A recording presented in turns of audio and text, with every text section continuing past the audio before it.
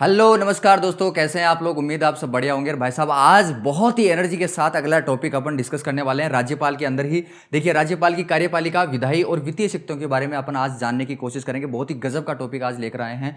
और साथ ही साथ अपन अनुच्छेद और मेमोरी सिस्टम पे भी अपन काम करने वाले हैं। थोड़ा सा अपन इसको रिवाइज भी करने वाले हैं ताकि अपनी जो मेमोरी है वो थोड़ी सी पावरफुल और ज़्यादा बन जाए पहले से ज़्यादा। तो हमने पहले हमारा जो पिछला वीडियो लेक्चर था उसमें हमने इन अनुच्छेदों के बारे में हमने बात की थी। अनुच्छेद 164 के बारे में बात की है, 66, 167, 352, 356, 360। और साथ ही हमने 2-3 ये भी डिस्कस किए थे पॉइंट कि नियुक्ति कौन करता है, राज्य लोक सेवा आयोग का अध्यक्ष की नियुक्ति कौन करता है, इसको हटा कौन सकता है। इस तरीके से हमने डिस्कस किया था। मात्र 2 मिनट का टाइम दे दीजिए, मैं बहुत ही गजब तरीके से आपको दोबारा से मैं रिवाइज करवा देता हूँ मात्र 2 मिनट में। ओके, देखिए 164 में, अनुच्छेद 164 में क्या लिखा हुआ था। मैं इसको डायरेक्टली मैं इस टेबल के माध्यम से अभी भी अगर आपको ये टेबल याद नहीं है तो आपसे हाथ जोड़ के विनम्र निवेदन है, इस टेबल को याद कर लो। मैं सारी चीज़ें, पूरी पॉलिटी इसी टेबल पे पढ़ाने वाला हूँ। अभी भी अगर आपको समझ में नहीं आई है तो आप बिल्कुल बहुत पीछे, आप लाखों लोगों से पीछे हो, क्योंकि जिन्होंने ये टेबल याद कर ली है उनको अनुच्छेद याद हो चुके हैं। ठीक है, बताओ, कमेंट करके बताओ किन लोगों को ये अनुच्छेद अच्छे तरीके से याद हो चुके हैं। कमेंट करके बताओ फटाफट मुझे। चलो रिवाइज करते हैं। देखो, अनुच्छेद 164, इस टेबल के माध्यम से 164 को मैं चेंज करूंगा। देखो, TJR, ठीक है, 1 को T लिख दिया, 6 को J लिख दिया और 4 को क्या लिख दिया, R लिख दिया। तो यहाँ से TJR, जैसे मैं TJR बोलता हूँ तो यहाँ से मुझे तिजोरी याद आती है। क्या याद आती है? तिजोरी याद आती है। और तिजोरी में क्या हुआ था? तिजोरी में राजा ने पर्चियाँ डलवाई थी। और उसमें से एक पर्ची निकाल के क्या बना दिया था? मुख्यमंत्री बना दिया था। ओके, समझ रहे हो। तो तिजोरी का मतलब है 164 और 164, अनुच्छेद 164 में लिखा गया है कि बहुमत प्राप्त पार्टी या दल के नेता को क्या बना दिया जाएगा? मुख्यमंत्री बना दिया जाएगा। मुख्यमंत्री नियुक्त कर दिया जाएगा किसके द्वारा? राज्यपाल के द्वारा। 164 में ये बात लिखी हुई है। आगे बात करते हैं, अनुच्छेद 166 की बात करें तो TJJ, ठीक है, 164 को ये लिखेंगे। और TJJ जैसे लिखूंगा तो मेरे को याद आएगा ताजा। क्या याद आएगा? ताजा याद आएगा। और ताजा क्या थी भाई साहब? ताजा बताओ क्या थी? ताजा थी लिस्ट। किसकी लिस्ट थी? कार्य आवंटन की, कार्य बांटने की जो लिस्ट थी वो ताजा बनी हुई थी। किसके द्वारा बनाई गई थी? कार्य आवंटन के नियम की वो जो लिस्ट बनाई गई थी वो किसके द्वारा? राज्यपाल के द्वारा बनाई जाती है। ठीक है, तो अनुच्छेद 166 में ये चीज लिखी हुई है। 167 की बात करें तो TJK, तो TJK से क्या याद रखूंगा मैं? TJK, जैसे मैं TJK बोलता हूं तो तुझको, TJK तुझको। तो ये बात कौन बोल रहा था? तुझको। ये बात कौन बोल रहा था? ये बोल रहा था राज्यपाल। राज्यपाल किसको बोल रहा था? मुख्यमंत्री को। कि मुख्यमंत्री सुन, तुझको बातें बतानी पड़ेगी, तुझको सूचना देनी पड़ेगी अगर मैं तेरे से सूचना कोई मांगता हूं। किससे संबंधित सूचना मांग रहा है ये राज्यपाल? शासन और प्रशासन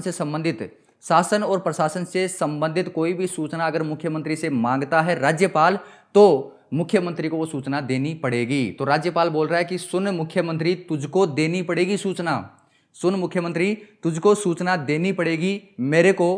किससे संबंधित? शासन और प्रशासन से संबंधित। ठीक है, तो ये बात लिखी हुई है अनुच्छेद 167 में। अनुच्छेद 352 की बात करें तो अनुच्छेद 352 में देखो क्या लिखेंगे? MLN। तो MLN से क्या याद हो जाएगा? MLN से क्या याद हो जाएगा? मिलन। और मिलन किसका बंद हो रहा था? जनता का बंद हो रहा था, देशों का बंद हो रहा था। और जब मिलन बंद होगा तो एक तरीके से आपातकाल लग जाता है। मिलन बंद होने का मतलब है जैसे आपका और आपके पड़ोसी का मिलन बंद हो गया तो एक संभावना यह बनती है कि भाई साहब आप दोनों के बीच में क्या हो गया? एक तरीके से लड़ाई हो गई, आक्रमण हो गया। और आक्रमण होने का मतलब है बाहरी आक्रमण या आंतरिक आक्रमण अगर हो जाता है तो देश के अंदर आपातकाल लग जाता है। और उस आपातकाल को बोला जाता है राष्ट्रीय आपातकाल, नेशनल इमरजेंसी उसको बोला जाता है। तो नेशनल इमरजेंसी, मिलन बंद हो गया। देशों का बंद होने का मतलब है कि बाहरी आक्रमण हो गया हमारे देश में, अंदर जनता का मिलन आपस में बंद हो गया। कहने का मतलब आंतरिक आक्रमण हो गया है हमारे देश में। तो क्या होगा? हमारे यहां पर राष्ट्रीय आपातकाल लग जाता है। तो अनुच्छेद 352 में क्या दे रखा है? राष्ट्रीय आपातकाल दे रखा है। अनुच्छेद 356 की बात की जाए तो 356 में देखो, 3 को लिखेंगे M, 5 को लिखेंगे L और 6 को लिखेंगे J, MLJ। और जैसे ही MLJ मैं लिखूंगा, लिखते ही मेरे दिमाग में आएगा माइलेज। क्या दिमाग में आएगा? माइलेज। और माइलेज किसका कम हो गया था भाई बताओ? देखे, माइलेज किसका बंद हो गया था? माइलेज बंद हो गया था राज्य का। और राज्य जब माइलेज देना बंद कर देता है, राज्य जब माइलेज देना बंद कर देता है तो उस पर एक तरीके से इमरजेंसी लग जाती है। राज्य माइलेज देना बंद करने का मतलब है कि यहाँ पर जो सरकार चल रही थी वो सरकार यहाँ पर फेल हो चुकी है, सरकार फेल हो चुकी है। राज्य सरकार यहाँ पर माइलेज देना बंद कर देती है और राज्य सरकार जैसे ही माइलेज देना बंद कर देती है भाई साहब राज्य में लग जाता है आपातकाल। तो कहने का मतलब राज्य का आपातकाल या राष्ट्रीय शासन या संवैधानिक आपातकाल, ये जो तीनों नाम है ये तीनों नाम एक ही हैं। कौन कौन से? राज्य का आपातकाल या राष्ट्रपति शासन या संवैधानिक आपातकाल, ये जो तीनों नाम है ये तीनों नाम एक ही होते हैं। ओके, तो जो कि कौन से अनुच्छेद में लिखे गए हैं? अनुच्छेद 356 में लिखे गए हैं। जब यहाँ की राज्य सरकार जब फेल हो जाती है तो कौन सा अनुच्छेद ये आपातकाल लगता है? कौन सा आपातकाल लगता है? राज्य आपातकाल या राष्ट्रपति शासन, जो कि 356 में दिया गया है।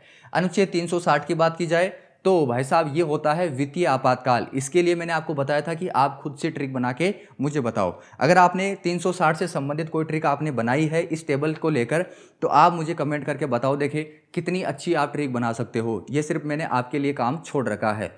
ओके, बात करते हैं आगे। राज्य लोक सेवा आयोग। राज्य लोक सेवा आयोग अपने राजस्थान में आरपीएससी होता है, राज्य लोक सेवा आयोग। तो राज्य लोक सेवा आयोग का अध्यक्ष कौन नियुक्त करता है? राज्य लोक सेवा आयोग का अध्यक्ष कौन नियुक्त करता है? अपना राज्यपाल नियुक्त करता है। और पद से कौन हटा सकता है? भाई जी पद से राज्यपाल नहीं हटा सकता। कौन हटा सकता है? केवल राष्ट्रपति ही हटा सकता है। तो राज्य लोक सेवा आयोग का जो अध्यक्ष होता है उसको केवल राज्यपाल नियुक्त करता है, लेकिन राष्ट्रपति हटाता है, ध्यान रखना। इसी तरीके से यहाँ पर जो राज्य निर्वाचन आयोग है, राज्य निर्वाचन आयोग का जो अध्यक्ष होता है उसको राज्यपाल नियुक्त करता है और पद से कौन हटाता है? राष्ट्रपति हटाता है। ओके, लेकिन ध्यान रखना उच्च न्यायालय का जो न्यायाधीश होता है उसको कौन नियुक्त करता है? राष्ट्रपति नियुक्त करता है, राज्यपाल नियुक्त नहीं करता है। ध्यान दीजिए, जो उच्च न्यायालय होता है ये उच्च न्यायालय हमारे राज्य में होता है, हाई कोर्ट हमारे राज्य में होता है, जबकि हमारे देश में कौन सा है? सुप्रीम कोर्ट, उच्चतम न्यायालय है। यह है केवल उच्च न्यायालय जो कि हमारे केवल राज्य में होता है। तो राज्य में जो न्यायाधीश होते हैं, न्यायाधीशों की नियुक्ति कौन करता है? राष्ट्रपति करता है ना। कईयों को कन्फ्यूजन होता होगा कि यहाँ पर राज्य में जो हाई कोर्ट होगा, जो कोर्ट होगा उसकी नियुक्ति राज्यपाल करेगा, जो कि गलत है। ठीक है, तो ध्यान रखना नियुक्ति राष्ट्रपति करेगा और हटाएगा भी कौन? राष्ट्रपति ही हटाएगा। ओके, ये चीज़ें मैंने डिस्कस कर ली है आराम से, बहुत अच्छे तरीके से पिछले वीडियो में। अगर आपने नहीं देखा है तो वो आप देखिए, वही बात मैं आपसे नम्र निवेदन कर रहा हूँ। ओके, चलें आगे बात करते हैं। अपन इस वीडियो लेक्चर में अपन जो डिस्कस कर रहे थे अपने राज्यपाल की कार्यपालिका शक्ति, विधायी शक्तियाँ और अपनी न्यायिक शक्तियों के बारे में। ठीक है, बात करते हैं। देखो अपन पढ़ रहे थे यहाँ पर, अच्छा कार्यपालिका शक्तियाँ अपन ऑलरेडी पढ़ चुके हैं, कार्यपालिका की शक्तियाँ पिछले वीडियो में पूरी कंप्लीट पढ़ चुके हैं। अब अपन चलेंगे विधायी शक्ति के ऊपर। विधायी शक्ति का मतलब है कि कानून बनाने की शक्ति किसके पास होती है? राज्यपाल के पास होती है। देखो, कानून किसके द्वारा बनाया जाता है? विधानमंडल के द्वारा। राज्य में कानून किसके द्वारा बनाया जाता है? विधानमंडल के द्वारा बनाया जाता है। यहाँ पर थोड़ा सा ध्यान से सुनने की कोशिश करो। देखो, कई लोगों को यह कन्फ्यूजन होता है कि कई लोग सोचते हैं कि विधानसभा और विधानमंडल दोनों एक ही होते हैं, लेकिन आप गलत हैं। जो ये बात सोच रहे हैं वो गलत हैं। ध्यान दो, विधानसभा और विधानमंडल में क्या फर्क होता है? विधानमंडल में 3 हिस्से होते हैं। विधानमंडल 3 चीजों से मिलकर बनती है। पहला आपका राज्यपाल हो गया, दूसरा आपका क्या हो गया? विधानसभा हो गया, और तीसरा आपका विधान परिषद हो गया। ठीक है, विधान परिषद हो गया। तो विधानमंडल, राज्यपाल, विधानसभा और विधान परिषद, इन तीनों को मिलाकर बनती है विधानमंडल। जबकि विधानसभा जो है ये विधानमंडल का हिस्सा है। इसलिए आज के बाद में विधानसभा और विधानमंडल को एक ही ना बोलें, ये अलग अलग चीजें होती है। ठीक है, बात करते हैं जिस तरीके से, देखो ये विधानमंडल है, इस विधानमंडल का काम क्या होता है? कानून बनाने का काम होता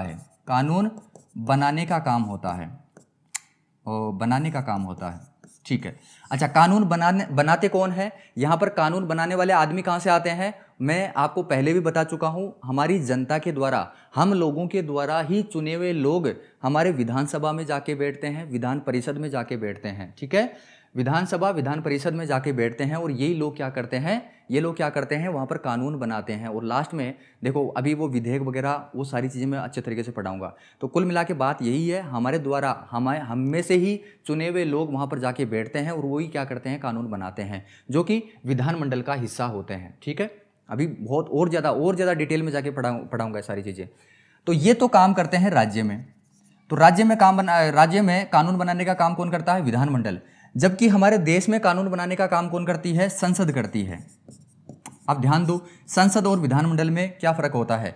विधानमंडल में मैंने आपको बता दिया राज्यपाल विधानसभा और विधान परिषद होती है। इसी तरीके से संसद में भी हमारे केंद्र में, संसद हमारे केंद्र में होती है, विधानमंडल हमारे राज्य में होती है। तो संसद में भी 3 हिस्से होते हैं, संसद के भी 3 हिस्से होते हैं। पहला होता है अपना राष्ट्रपति, ठीक है, पहला होता है राष्ट्रपति, दूसरा आपका हो जाता है लोकसभा, ठीक है, और तीसरा हो जाता है राज्यसभा।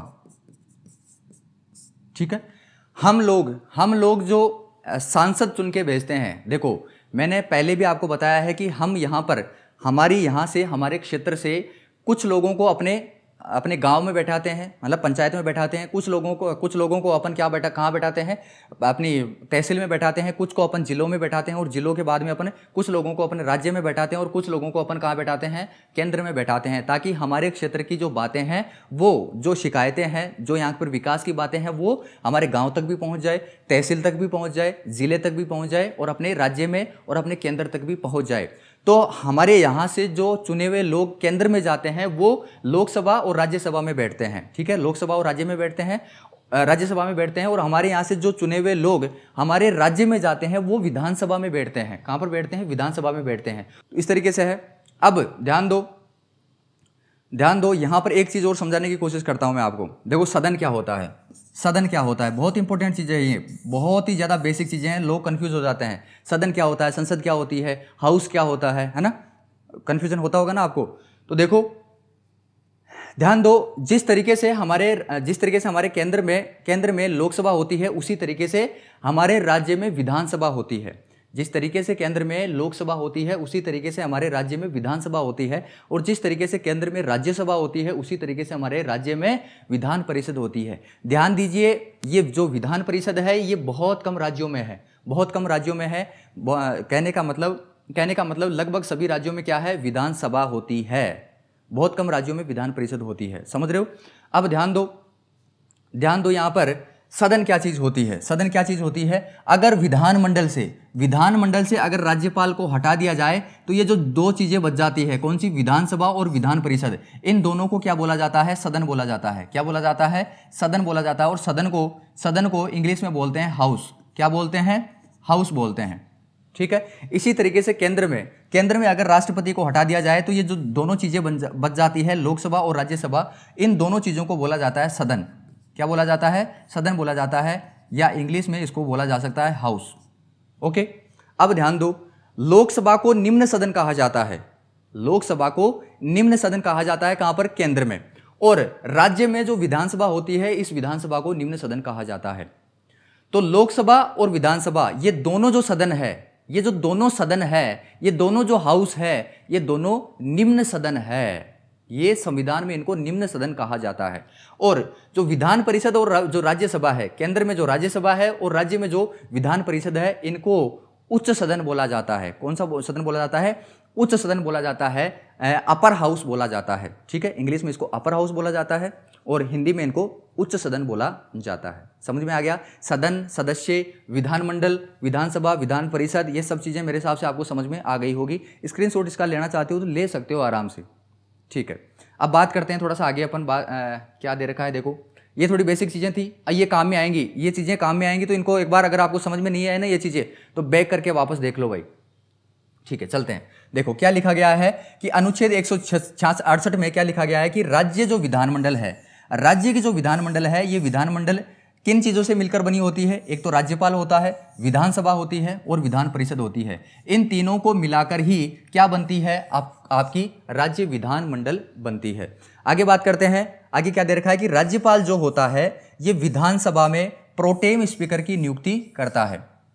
राज्यपाल विधानसभा में प्रोटेम स्पीकर की नियुक्ति करता है। ध्यान दो, यहां पर जो विधानमंडल है, मैं पहले भी बता चुका हूं, जो विधानमंडल का काम होता है वो क्या होता है? नियम या कानून बनाने का काम। राज्य के लिए कानून बनाने का काम कौन करती है? विधानमंडल करती है। जबकि हमारे केंद्र में कानून बनाने का काम कौन करती है? हमारी संसद करती है। संसद में 3 चीजें होती है, आपका राष्ट्रपति हो जाता है, लोकसभा हो जाता है और राज्यसभा हो जाता है। ठीक है, ध्यान दो, राज्यपाल विधानसभा में प्रोटेम स्पीकर की नियुक्ति करता है। अब ध्यान दो, यहां पर एक नई चीज आ गई आपके सामने, प्रोटेम स्पीकर। ये क्या चीज होती है? इसको समझने के लिए आपको थोड़ा सा 2 मिनट के लिए बिल्कुल शांत होकर सुनना पड़ेगा, शांत होकर सुनना पड़ेगा। बहुत ही बेसिक चीज है, प्रोटेम स्पीकर क्या चीज होती है। देखो, ध्यान दो हमारे सिस्टम यहां पर किस तरीके से काम करता है। जैसे ये रहा आपका राजस्थान राज्य, है ना। 2 मिनट मेरे को ध्यान से सुन लो भाई, लिखना विखना कुछ भी नहीं है। यह है हमारा राजस्थान राज्य। राजस्थान राज्य में बहुत सारे अलग अलग क्षेत्र हैं, अलग अलग क्षेत्र हैं। जैसे ये क्षेत्र हैं।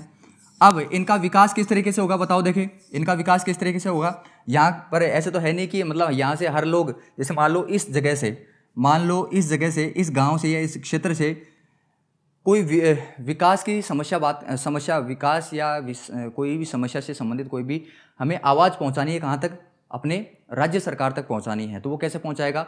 ऐसा तो हो नहीं सकता है ना कि यहाँ से सभी लोग इकट्ठा होके वहाँ पे जाके धरना दे दे जयपुर में, ऐसा नहीं होता ना। ऐसे तो टाइम खराब हो जाएगा, जनता का टाइम खराब हो जाएगा, और वहाँ पर भी बेमतलब का ट्रैफिक जाम वगैरह जो भी सिस्टम होता है, बेमतलब की अव्यवस्थाएं फैल जाती है। तो क्या किया जाता है, इन सभी क्षेत्रों से क्या किया जाता है, एक आदमी वहाँ पर भेज दिया जाता है, और वही क्या करता है, इनकी समस्याओं को वहाँ पर सुनाता है राज्य सरकार में, और इनके विकास की भी बात वहीं पर करता है वो एक ही आदमी। ये जो एक आदमी होता है, इस एक आदमी की जिम्मेदारी होती है कि इसके अंडर में जो भी क्षेत्र आता है उस क्षेत्र की जिम्मेदारी ये संभाले।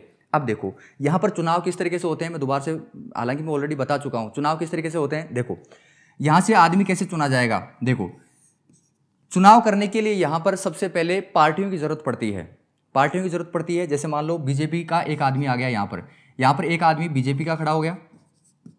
बीजेपी यहाँ पर पार्टियां होती है, पार्टियां क्या होती है, पार्टी होती है ना, राजनीतिक पार्टी होती है, जो कि क्या बोलती है कि भाई इस क्षेत्र से हमारा एक आदमी खड़ा हो जाएगा, आप इसको वोट देके आप इसको जिताइए।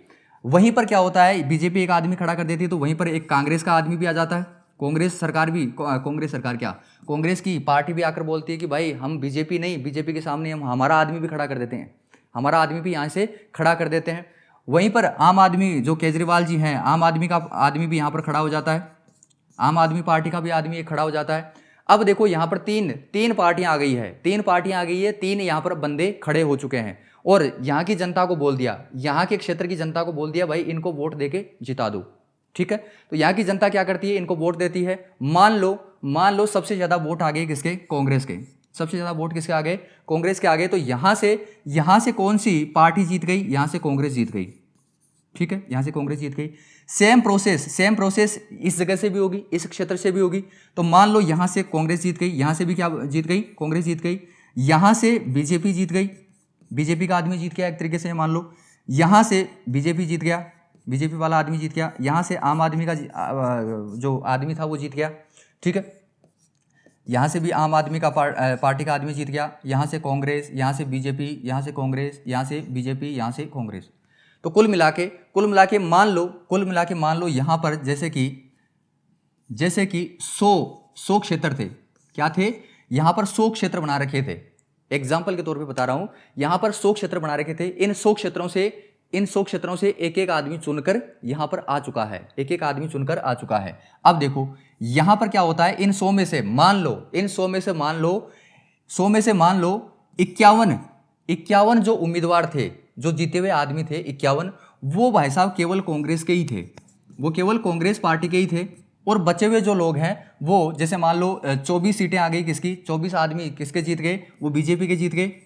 ठीक है, और मान लो कितने बच गए 25 और बच गए ना, पीछे 25 आदमी आ गए आपके आम आदमी पार्टी के। तो अब ध्यान दो, एक नियम ये होता है कि बहुमत किसको प्राप्त हुआ है।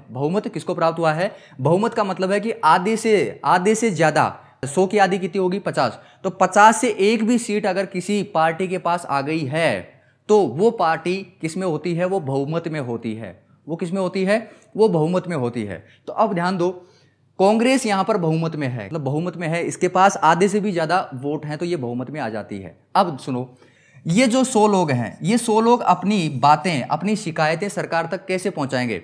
ऐसा तो है नहीं कि इनको ये जीत गए और जीत के आपके अपने घर में बैठे हैं और फोन करके राज्य सरकार को बोल रहे हैं कि भाई जी हमारे यहाँ रोड नहीं है। ऐसे तो हो नहीं सकता ना। तो इनको क्या किया जाता है, इनको बैठाया जाता है, इनको राजधानी में ले जाकर एक जगह बैठाया जाता है और एक हॉल में, एक हॉल की व्यवस्था की जाती है, बहुत बड़े हॉल की व्यवस्था की जाती है, कमरे की व्यवस्था की जाती है। तो ये रहा आपका कमरा, ठीक है। इस कमरे में सीटें लगी हुई रहती है, तो यहाँ पर मैं लगा दूँ 100 सीटें। भाई इन 100 आदमी को यहाँ पर बैठाना है, तो यहाँ पर 100 सीटें मैं लगा देता हूँ। तो ये लोग, ये जो 100 लोग हैं यहाँ पर आकर बैठ जाते हैं, ये लोग यहाँ पर आके बैठ जाते हैं और ये आपस में वार्तालाप करते हैं, बातचीत करते हैं, अपनी शिकायतें सुनाते हैं। लेकिन ज़रूरी नहीं है कि, देखो समझदारी सब में होती है, लेकिन ज़रूरी नहीं कि जब एक आदमी बोल रहा हो तो दूसरा आदमी नहीं बोलेगा। ऐसा नहीं होता है। सब में होड़ मची हुई रहती है कि मैं अपनी बात सुनाऊं, सब में ये होड़ होती है ना, कि मैं अपनी बात पहले सुनाऊं, मैं अपनी बात पहले सुनाऊं, है ना। तो इनमें क्या होती है, अव्यवस्था फैल जाती है, बैलेंस नहीं बनता। तो इनको कंट्रोल करना पड़ता है। क्या करना पड़ता है? इनको कंट्रोल करना पड़ता है। तो यहाँ पर एक आदमी बैठाया जाता है, यहाँ पर एक आदमी बैठाया जाता है जो कि इन सबको कंट्रोल करता है। समझ रहे हो? अब ध्यान दो, जैसे ये सारे लोग 100 आदमी चुनकर यहां पर बैठते हैं, तो बैठते ही इनमें से कोई फिक्स नहीं होता है कि कौन आदमी इनको कंट्रोल करेगा, कौन आदमी इनको कंट्रोल करेगा।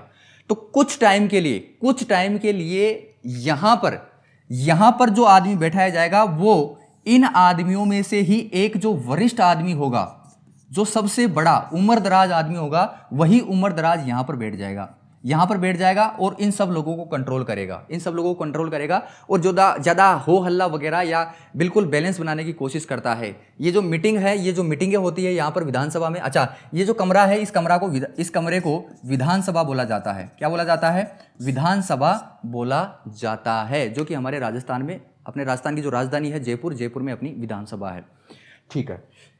तो यहां पर जो आदमी बैठाया जाता है, वो इन्हीं में से जो वरिष्ठ होता है, उम्रदराज आदमी होता है, उसी को यहां पर बैठाया जाता है कुछ टाइम के लिए, जब तक इनमें से परमानेंट आदमी यहां पर नहीं बैठ जाता। परमानेंट का मतलब है स्थायी सदस्य यहां पर नहीं बैठ जाता, ठीक है। तब तक यही जो अस्थायी आदमी है यहां पर इनमें से बैठा रहेगा और इनको कंट्रोल करता रहेगा। तो जो अस्थायी आदमी होता है उसको प्रोटेम स्पीकर बोला जाता है। क्या बोला जाता है? प्रोटेम स्पीकर बोला जाता है, ठीक है। समझ गए इतनी बात? अब ध्यान दो, आपको ये चीज समझ में नहीं आती होगी कि एमएलए क्या होता है और एमपी क्या होता है। एमएलए क्या होता है और एमपी क्या होता है? देखो, इन क्षेत्रों से चुनकर जो आदमी हमारे विधानसभा में बैठेगा, उनको एमएलए बोला जाता है, ठीक है। एमएलए बोला जाता है। एमएलए का मतलब है विधानसभा का सदस्य। एमएलए का मतलब है member of legislative assembly. Legislative assembly का मतलब होता है विधानसभा। तो मेंबर ऑफ लेजिस्लेटिव असेंबली का मतलब है विधानसभा का सदस्य।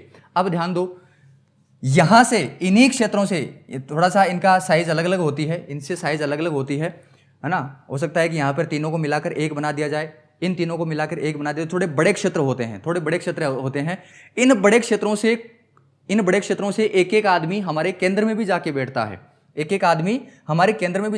है। उनके लिए भी अलग से एक कमरे की व्यवस्था की गई है। हमारे केंद्र में, दिल्ली में एक व्यवस्था की गई है कमरे की, जिसको क्या बोला जाता है? लोकसभा बोला जाता है। क्या बोला जाता है? लोकसभा बोला जाता है। तो यहां से, इन क्षेत्रों से जो आदमी चुनकर हमारे केंद्र में जाता है, उन आदमियों को बोला जाता है एमपी। क्या बोला जाता है? एमपी बोला जाता है। और बहुत सारे हो एमपी तो उनको एमपीज बोला जाएगा, बहुत सारे एमएलए हो तो उनको एमएलएज बोला जाता है। ये वही है चाचा विधायक हमारे, है ना, चाचा विधायक है, तो ये एमएलए को ही विधायक बोला जाता है।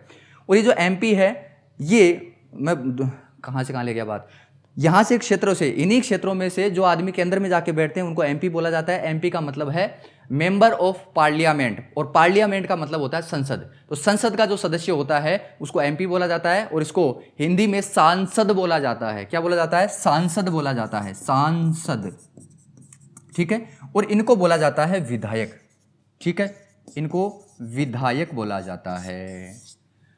तो इन क्षेत्रों से जो आदमी जाके राज्य सरकार के पास अपनी बातें सुनाएगा उनको बोला जाता है विधायक, और जो केंद्र सरकार में अपनी बातें सुनाता है, अपनी शिकायतें सुनाता है, विकास की बातें करता है, उनको सांसद बोला जाता है।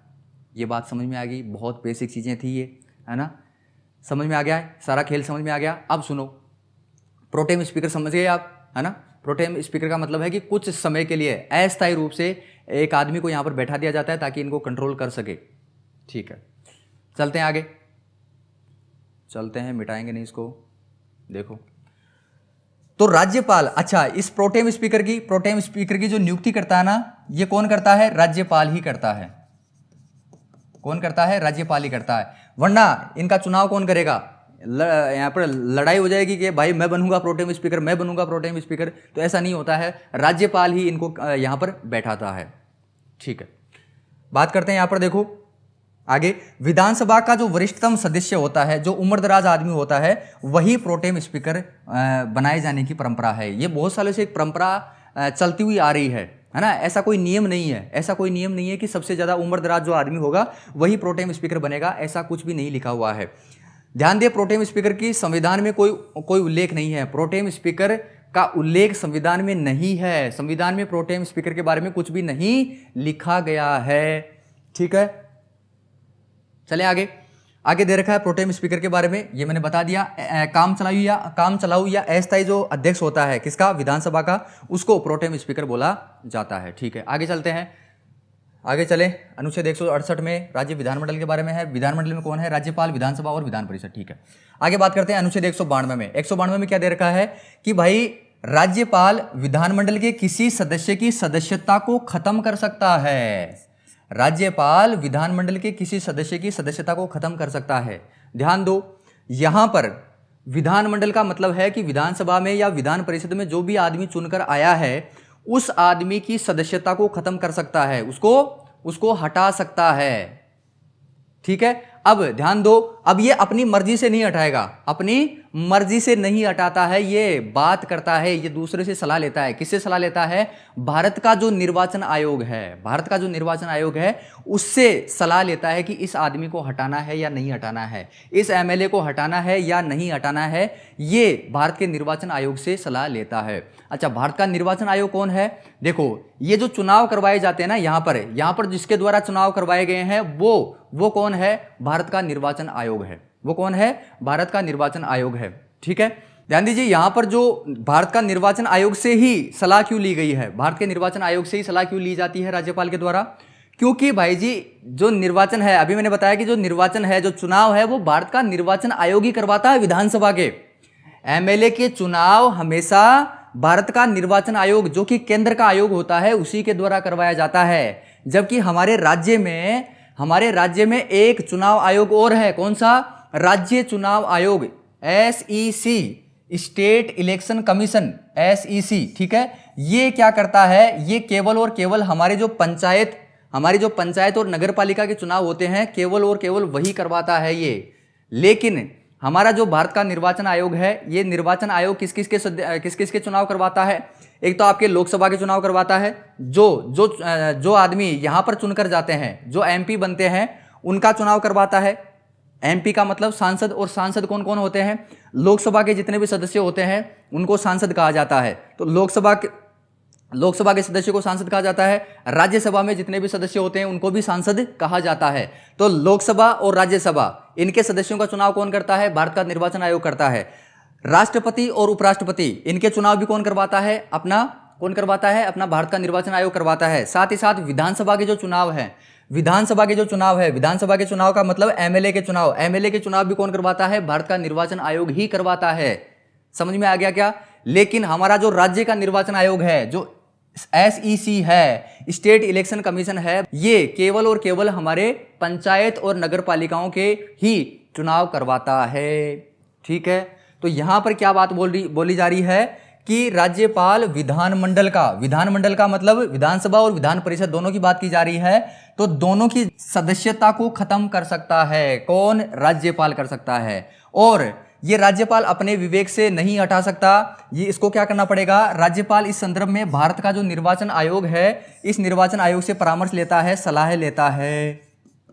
सलाह लेता है और सभी जो निर्णय है निर्वाचन आयोग के परामर्श से ही होते हैं। अगर भारत का निर्वाचन आयोग अगर मना कर दे कि भाई इसकी सदस्यता खत्म नहीं करनी है तो खत्म नहीं कर सकता। अगर भारत का निर्वाचन आयोग बोल दे कि भाई इसकी सदस्यता खत्म कर दो तो उसकी सदस्यता खत्म हो जाएगी। कहने का मतलब यह है कि सारा फैसला इसी के द्वारा लिया जाता है। केवल इसी का नाम होता है कि भाई इसने हटा दिया, लेकिन इसके पीछे कौन काम कर रहा होता है? निर्वाचन आयोग काम कर रहा होता है। अब देखो ये बात कहां लिखी गई है? अनुच्छेद 192 में लिखी गई है। तो याद कैसे करोगे? 192 तो क्या कैसे लिखोगे? कैसे लिखोगे? देखो 1 को क्या लिखा जाता है? 1 को लिखा जाता है टी या डी, ठीक है। कोशिश अपन को ये करनी है कि टी से ही बनाए, तो टी और डी। और 9 में क्या है? बी और पी। 9 में क्या है? बी और पी। टेबल में देख लो इधर, अगर आपको नहीं याद हो रहा है तो बी और पी, ठीक है। यार मतलब मुझे ऐसा क्यों लगता है कि आपने अभी तक इसको टेबल को याद नहीं किया। मेरे को अंदर से ऐसी आवाज़ आ रही है, मतलब पता नहीं क्यों। लेकिन भाई हमारा इंट्रोडक्शन की क्लास है, इंट्रोडक्शन की क्लास में मैंने 5 मिनट में ये टेबल याद करवा दी है ज़िंदगी भर के लिए। अगर आपको इंट्रोडक्शन की क्लास नहीं देखी है, शुरुआत से हमारी पॉलिटी की क्लास नहीं देखी है, तो आप बहुत लोगों से पीछे हो, सच में पीछे हो आप। क्योंकि जिन लोगों ने ईमानदारी से इस प्लेलिस्ट को देखा है ना, वो लोग पॉलिटी में ये मान लो धुरंधर बनने वाले हैं अब। उनको अनुच्छेद अच्छे से याद है, सारे बेसिक उनके क्लियर करवा दिए मैंने, एक एक चीज खोल खोल के बताई है मैंने बहुत भयंकर तरीके से। चुनाव किस तरीके से होते हैं, एमएलए कैसे बनते हैं, एमपी कैसे बनते हैं, बिल्कुल आपके ग्राउंड लेवल की बातें मैंने यहाँ पर शुरुआत की है। वरना राज्यपाल अगर देखा जाए तो राज्यपाल 1 घंटे का टॉपिक है, राज्यपाल 1 घंटे का टॉपिक है। लेकिन ना तो आपको समझ में आएगा, अगर मैं 1 घंटे में इसको कंप्लीट करवाऊंगा तो ना तो आपको समझ में आएगा, ना आप एग्जाम में प्रश्न कर पाओगे, ना आपका टाइम बचेगा, ना मेरा टाइम बचेगा। कहने का मतलब दोनों का टाइम भी खराब हो जाएगा 1-1 घंटा, समझ रहे हो। तो सारी चीज़ें मैंने क्लियर कट मैंने अच्छे तरीके से करवाई है ना। इसके बाद में जब रिवीजन आएगा ना, रिवीजन हम बिल्कुल ये मान लो 1-आधे घंटे में कंप्लीट कर लेंगे राज्यपाल का। लेकिन अभी क्या कर रहे हैं अपन, बिल्कुल बेसिक से अपन आपको पढ़ा रहे हैं। तो पूरा जीरो से हमारी जो पॉलिटी क्लास है ना, वो बिल्कुल जीरो से आप देखते हुए आए, तभी आपको मजा आएगा। तो 192 को क्या लिखोगे? 1 को टी और डी लिखोगे, 9 को बी लिखोगे। पहले शुरुआत करो, ये जो शुरुआत के जो अक्षर हैं, जैसे टी, पहले कोशिश करो टी से बन जाए, पहले कोशिश करो बी से बन जाए। तो 9 को बी लिख दो पहले एक बार, और 2 का एक ही है, क्या है? एन है, ठीक है। तो टी बी एन से शब्द बनाने की कोशिश करो। मेरे हिसाब से ऐसा कोई शब्द नहीं बन रहा है, टिबना, टिबाना, टेबना, ऐसा कोई शब्द नहीं बन रहा है, अच्छा शब्द नहीं बन रहा है जो कि अपन को याद रहे। डीबीएन से बन रहा है भाई साहब। डीबीएन से क्या बन रहा है? दबाना। डीबीएन दबाना, दबाना, या जी आपने मारवाड़ी में बोले कि दाबणु, है ना, कोई चीज़ ने दाब देणु, तो दबाना, ठीक है, दबाना। अब क्या दबाया है? क्या दबाया जा रहा है? सदस्यता को दबाया जा रहा है। किसके द्वारा? राज्यपाल के द्वारा। किसकी सदस्यता? विधानमंडल के किसी सदस्य की। विधानमंडल के किसी सदस्य की सदस्यता को अगर राज्यपाल दबाना चाहे तो दबा सकता है। राज्यपाल किसी विधानमंडल के किसी सदस्य की सदस्यता को अगर दबाना चाहे तो दबा सकता है, ये उसके पास अधिकार है। लेकिन वो केवल और केवल भारत के निर्वाचन आयोग से ही परामर्श लेके दबा सकता है। तो ये चीज, ये जो लाइन है, ये लाइन मैं इसके अंदर घुसेड़ दूंगा और आपको याद हो जाएगी, आपको ये कहानी याद आ जाएगी मेरे हिसाब से, जहां तक मुझे पता है। ओके, ये चीज़ मैंने यहाँ पर लिख के बता दी है। 192 को क्या लिखोगे? दबाना, ठीक है। डीबीएन के बीच में अपन AEIOU ये अक्सर फंसाएंगे, तो यहाँ से दबाना। कहने का मतलब राज्य विधानमंडल के किसी सदस्य की सदस्यता को निर्वाचन आयोग के परामर्श से दबाना चाहे तो दबा सकता है। कौन? राज्यपाल, ठीक है। राजा का मतलब राज्यपाल, राजा का मतलब राज्यपाल, ठीक है। चले आगे, हो गया याद। आगे बात करते हैं। देखो ये रहा राजा, राज्यपाल या राजा, जो कि क्या कर रहा है? सदस्यता को दबा रहा है। ये देखो, इसकी एमएलए की, मंत्री की सदस्यता को दबा रहा है, ये एक तरीके से, है ना। ग्राफिक मैंने बहुत मेहनत की है यार इसमें, मैं कई रातें मैंने खराब की है, तब जाके ये चीज़ें ऐसी इस तरीके से स्मूथ बनी है। वरना किसी दूसरे की पढ़ाई हुई पॉलिटी आप पढ़ के देखो एक बार, समझ में आ जाए तो बता देना मुझे। समझ रहे हो? बहुत मेहनत लगी है इसमें, बहुत जी जान से मेहनत कर रहा हूँ मैं। ये इतनी मेहनत तो जब मैं खुद नौकरी लगाना तब मैंने नहीं की थी, सच बता रहा हूँ मैं, ठीक है। चलें आगे देखिए। प्रश्न पूछा गया भाई साहब, प्रश्न पूछा गया। देखो किताब में और बहुत सारे ऐसी जगह लिखा गया है कि यहाँ पर नहीं लिखा गया है, भारत का निर्वाचन आयोग नहीं लिखा गया है। क्या लिखा गया है कि निर्वाचन आयोग के से परामर्श लेता है कौन? ये राज्यपाल। तो स्टूडेंट के समझ में ये आता है कि भाई देखो, विधानसभा के सदस्य हैं, है ना, विधायक हैं, एमएलए हैं, तो इनकी सदस्यता तो अपने राज्य निर्वाचन आयोग से ही हटाई जा सकती है, इससे परामर्श करके हटाई जा सकती है, क्योंकि विधानसभा की बात है। केंद्र की बात होती, लोकसभा की, राज्यसभा की बात होती तो भारतीय निर्वाचन आयोग की बात होती। लेकिन कन्फ्यूजन ये होता है, इसीलिए मैंने यहाँ पर पहले ही लिख दिया भारत का निर्वाचन आयोग, है ना। ठीक है, बात करते हैं आगे। विधानसभा के सदस्य की निर्हरता, देखो निर्हरता और अरहरता, निर्हरता और अरहरता, ठीक है। निर्हरता को इंग्लिश में बोलते हैं, क्या बोलते हैं? डिस्क्वालिफिकेशन, डिस्क्वालिफिकेशन, डिस्क्वालिफिकेशन, या इसको अयोग्यता, अयोग्यता भी बोला जा सकता है। अरहरता को इंग्लिश में बोला जाता है क्वालिफिकेशन, क्वालिफिकेशन, ठीक है। क्या हो गया? क्वालिफिकेशन, ठीक है, क्वालिफिकेशन। और इसको योग्यता, एक सेकंड, योग्यता, योग्यता भी बोला जाता है। तो कहने का मतलब है कि विधानसभा के सदस्य की अयोग्यता, निर्हरता का मतलब है अयोग्यता। विधानसभा के सदस्य की अयोग्यता का जो मुद्दा होता है, इस मुद्दे पर राज्यपाल कौन से आयोग से परामर्श लेता है? बताओ बताओ, बहुत ही गजब का प्रश्न है ये। राज्य लोक सेवा आयोग, एसपीएससी, एसपीएससी से परामर्श लेता है, भारत के निर्वाचन आयोग से परामर्श लेता है, राज्य निर्वाचन आयोग से, या कर्मचारी चयन आयोग से परामर्श लेता है? बताओ देखे। अभी तो मैंने बताया शायद, मेरे हिसाब से, है ना, याद है, याद होगा, इतना तो याद रहता है, नहीं रहता है ना। तो ये भारत के निर्वाचन आयोग से परामर्श लेता है। आगे बात करें, देखो ये मैंने बता दिया है ऑलरेडी कि भारत का जो निर्वाचन आयोग है, election commission of India, English में बोला जाता है इलेक्शन, इलेक्शन, इलेक्शन का मतलब चुनाव होता है ना, election commission, commission, commission of India, Bharat का निर्वाचन आयोग। ये किसके चुनाव करवाता है? ये चुनाव करवाता है लोकसभा और राज्यसभा के सदस्य, जो कि जिनको अपन क्या बोलते हैं? एमपीज बोलते हैं, एमपीज बोलते हैं या सांसद बोलते हैं। अरे बता चुका हूं ये आराम से, अच्छे तरीके से। तो ये सांसदों के चुनाव करवाता है, राष्ट्रपति के चुनाव करवाता है, उपराष्ट्रपति के चुनाव करवाता है, और विधानसभा के सदस्य का भी चुनाव करवाता है। कहने का मतलब जो एमएलए के चुनाव होते हैं, एमएलए के चुनाव होते हैं, उनके चुनाव भी कौन करवाता है?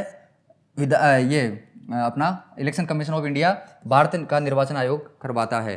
देखो एक्चुअल में मैं एक एक्सपीरियंस बताता हूँ मेरा, कि जो भारत का जो निर्वाचन आयोग है, इसके पास टीम कहाँ से आती है इतना चुनाव करवाने की? इतने लोग कहाँ से आते हैं? ये बताओ देखे, कहाँ से आते हैं?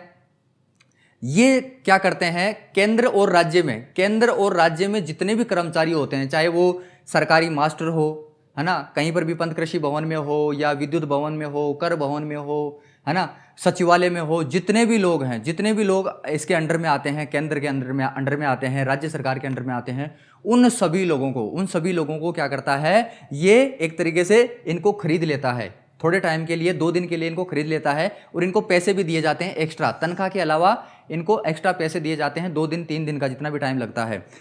तो इनको खरीद के और इनको स्पेशल टास्क दिया जाता है कि आपको यहाँ से पेटियाँ वगैरह, मतदान पेटियाँ उठानी है, और वहाँ पर जो बूथ सेंटर होता है, वहाँ पर मतदान केंद्र होता है, वहाँ पर जाना है, रात को आपको वहाँ पर पर्चे वर्चे तैयार करना है। एक्चुअली क्या है, मैं सारी चीज़ें मुझे कैसे पता है कि मैं लोकसभा और विधानसभा दोनों के चुनाव करवा चुका हूँ। दोनों बार मेरी ड्यूटी आई है। कई बार क्या होता है, जैसे सब लोगों को हायर तो कर लेता है, ये सब लोगों को एक तरीके से खरीद तो लेता है थोड़े टाइम के लिए, लेकिन सब लोगों की ड्यूटी नहीं आ पाती है, उनको रिजर्व में रखा जाता है। लेकिन मेरी इतनी किस्मत खराब कि लोकसभा और विधानसभा दोनों में मैं पहले ही चला गया, मेरे को रिजर्व में रखा ही नहीं गया। लेकिन किस्मत तो क्या खराब थी, पैसे मिले ही थे, है ना। और सीधी बात है कि अनुभव भी मिलता है, और अनुभव अगर आप वहाँ पर जाओ तो पता है क्या है, एक सिस्टम होता है, वो एक तरीके से सीक्रेट रखी जाती है। ये चीज़ें सीक्रेट ये है, शाम को ही बोल दिया जाता है। जो एक्सपीरियंस आदमी होता है ना, मैं तो क्या बिल्कुल नया था, लोकसभा मैंने पहले करवाए, फिर बाद में विधानसभा के करवाए, मैं तो क्या बिल्कुल नया था, है ना। वहाँ पे जो एक्सपीरियंस आदमी होता है, वो आदमी पहले बोल देता है कि कुछ भी हो, गलती हो, अपन को कुछ भी नहीं बोलना है, नहीं तो जूते पड़ सकते हैं, है ना, और यहाँ से नंगा करके भी भेजा जा सकता है। कुछ ऐसे इलाके हैं। मेरी ड्यूटी पता है आपको, इस तरफ आई थी, कोटपुतली की तरफ आई थी। ये जो इलाका है, इधर भयंकर इलाका है, बहुत ही गंदा इलाका है। हालांकि मतलब ऐसा मेरे को नहीं बोला, लेकिन वहाँ पर दंगे ज़्यादा होते हैं, उस साइड में दंगे बहुत ज़्यादा होते हैं। तो हुआ क्या वहाँ पे पहले ही बोल दिया जाता है, जो एक्सपेंड आदमी होता है वो पहले ही बोल देता है कि भाई ज़्यादा चूचपट नहीं करनी है, अपन को बस अपना काम करना है, खेल खत्म। तो ये है, भारत का निर्वाचन आयोग हायर कर लेता है 2-3 दिन के लिए और उनसे चुनाव करवाता है। राज्य निर्वाचन आयोग में केंद्र सरकार की जो लोग होते हैं, जैसे मैं केंद्र सरकार के अंडर में काम करता हूँ, है ना, अंडर सीएजी काम करता हूँ, तो केंद्र सरकार के जो भी लोग हैं उनको हायर नहीं करती है ये, लगभग राज्य निर्वाचन आयोग इनको हायर नहीं करती है। कहने का मतलब यह है कि जो पंचायतों के चुनाव होते हैं, सरपंचों के चुनाव होते हैं, उनमें जो केंद्र के आदमी होते हैं उनकी ड्यूटी लगभग नहीं आती है, उनकी ये ड्यूटी 99% उनकी नहीं आती है। जो राज्य में जो आदमी होते हैं, कर्मचारी होते हैं, उन्हीं की ड्यूटी लगाई जाती है, जैसे मास्टर हो गया, और जैसे मान लो शिक्षा में समझे, या और मान लो जैसे अपने ग्राम सेवक हो गए, है ना, इनकी ड्यूटी आ जाती है। चलें आगे चलें, आगे बात करते हैं अपन राज्य विधानसभा के सत्र को। अच्छा, राज्यपाल की बात है कि जो राज्यपाल है, ये राज्यपाल राज्य विधानसभा के सत्र को आहूत कर सकता है, ठीक है, सत्रावसान कर सकता है और विघटित भी कर सकता है। और ये बात कहाँ लिखी गई है? ये बात लिखी गई है अनुच्छेद नंबर 174 में लिखी गई है। ये बात कंफ्यूज कर रहे थे ना, ये नीचे है ना, मिटा दिया मैंने। अब देखो, राज्यपाल जो है वो राज्य विधानसभा के सत्र को आहूत कर सकता है, सत्रावसान कर सकता है और विघटित कर सकता है। अब देखो कई टीचर क्या करते हैं, देखो मैं बुराई नहीं कर रहा, लेकिन मैं वास्तविकता बता रहा हूँ भाई। सब स्टूडेंट को नहीं पता कि आहूत क्या होता है, सत्रावसान क्या होता है, विघटित क्या होता है ना, नहीं पता ना। सत्र क्या चीज़ होती है, बहुत सारे लोगों को नहीं पता कि सत्र क्या चीज़ होती है, कितने सत्र होते हैं, मीटिंग क्या होती है, किस तरीके से मीटिंग बैठाई जाती है, नहीं पता ना, हम सिखाएंगे आपको, है ना। देखो ध्यान दो, सत्र हम क्या करते हैं, केंद्र को लेके चलते हैं एक बार, है ना। जो केंद्र में सिस्टम है वही हमारे राज्य में है। तो केंद्र में क्या है, संसद है, ठीक है, संसद है। तो संसद में जो सत्र होता है वो क्या चीज होती है? देखो, सत्र का मतलब एक सीधा सा मतलब है, सत्र का मतलब है 2-3 महीनों का जो अवधि होती है उसी को सत्र बोला जाता है।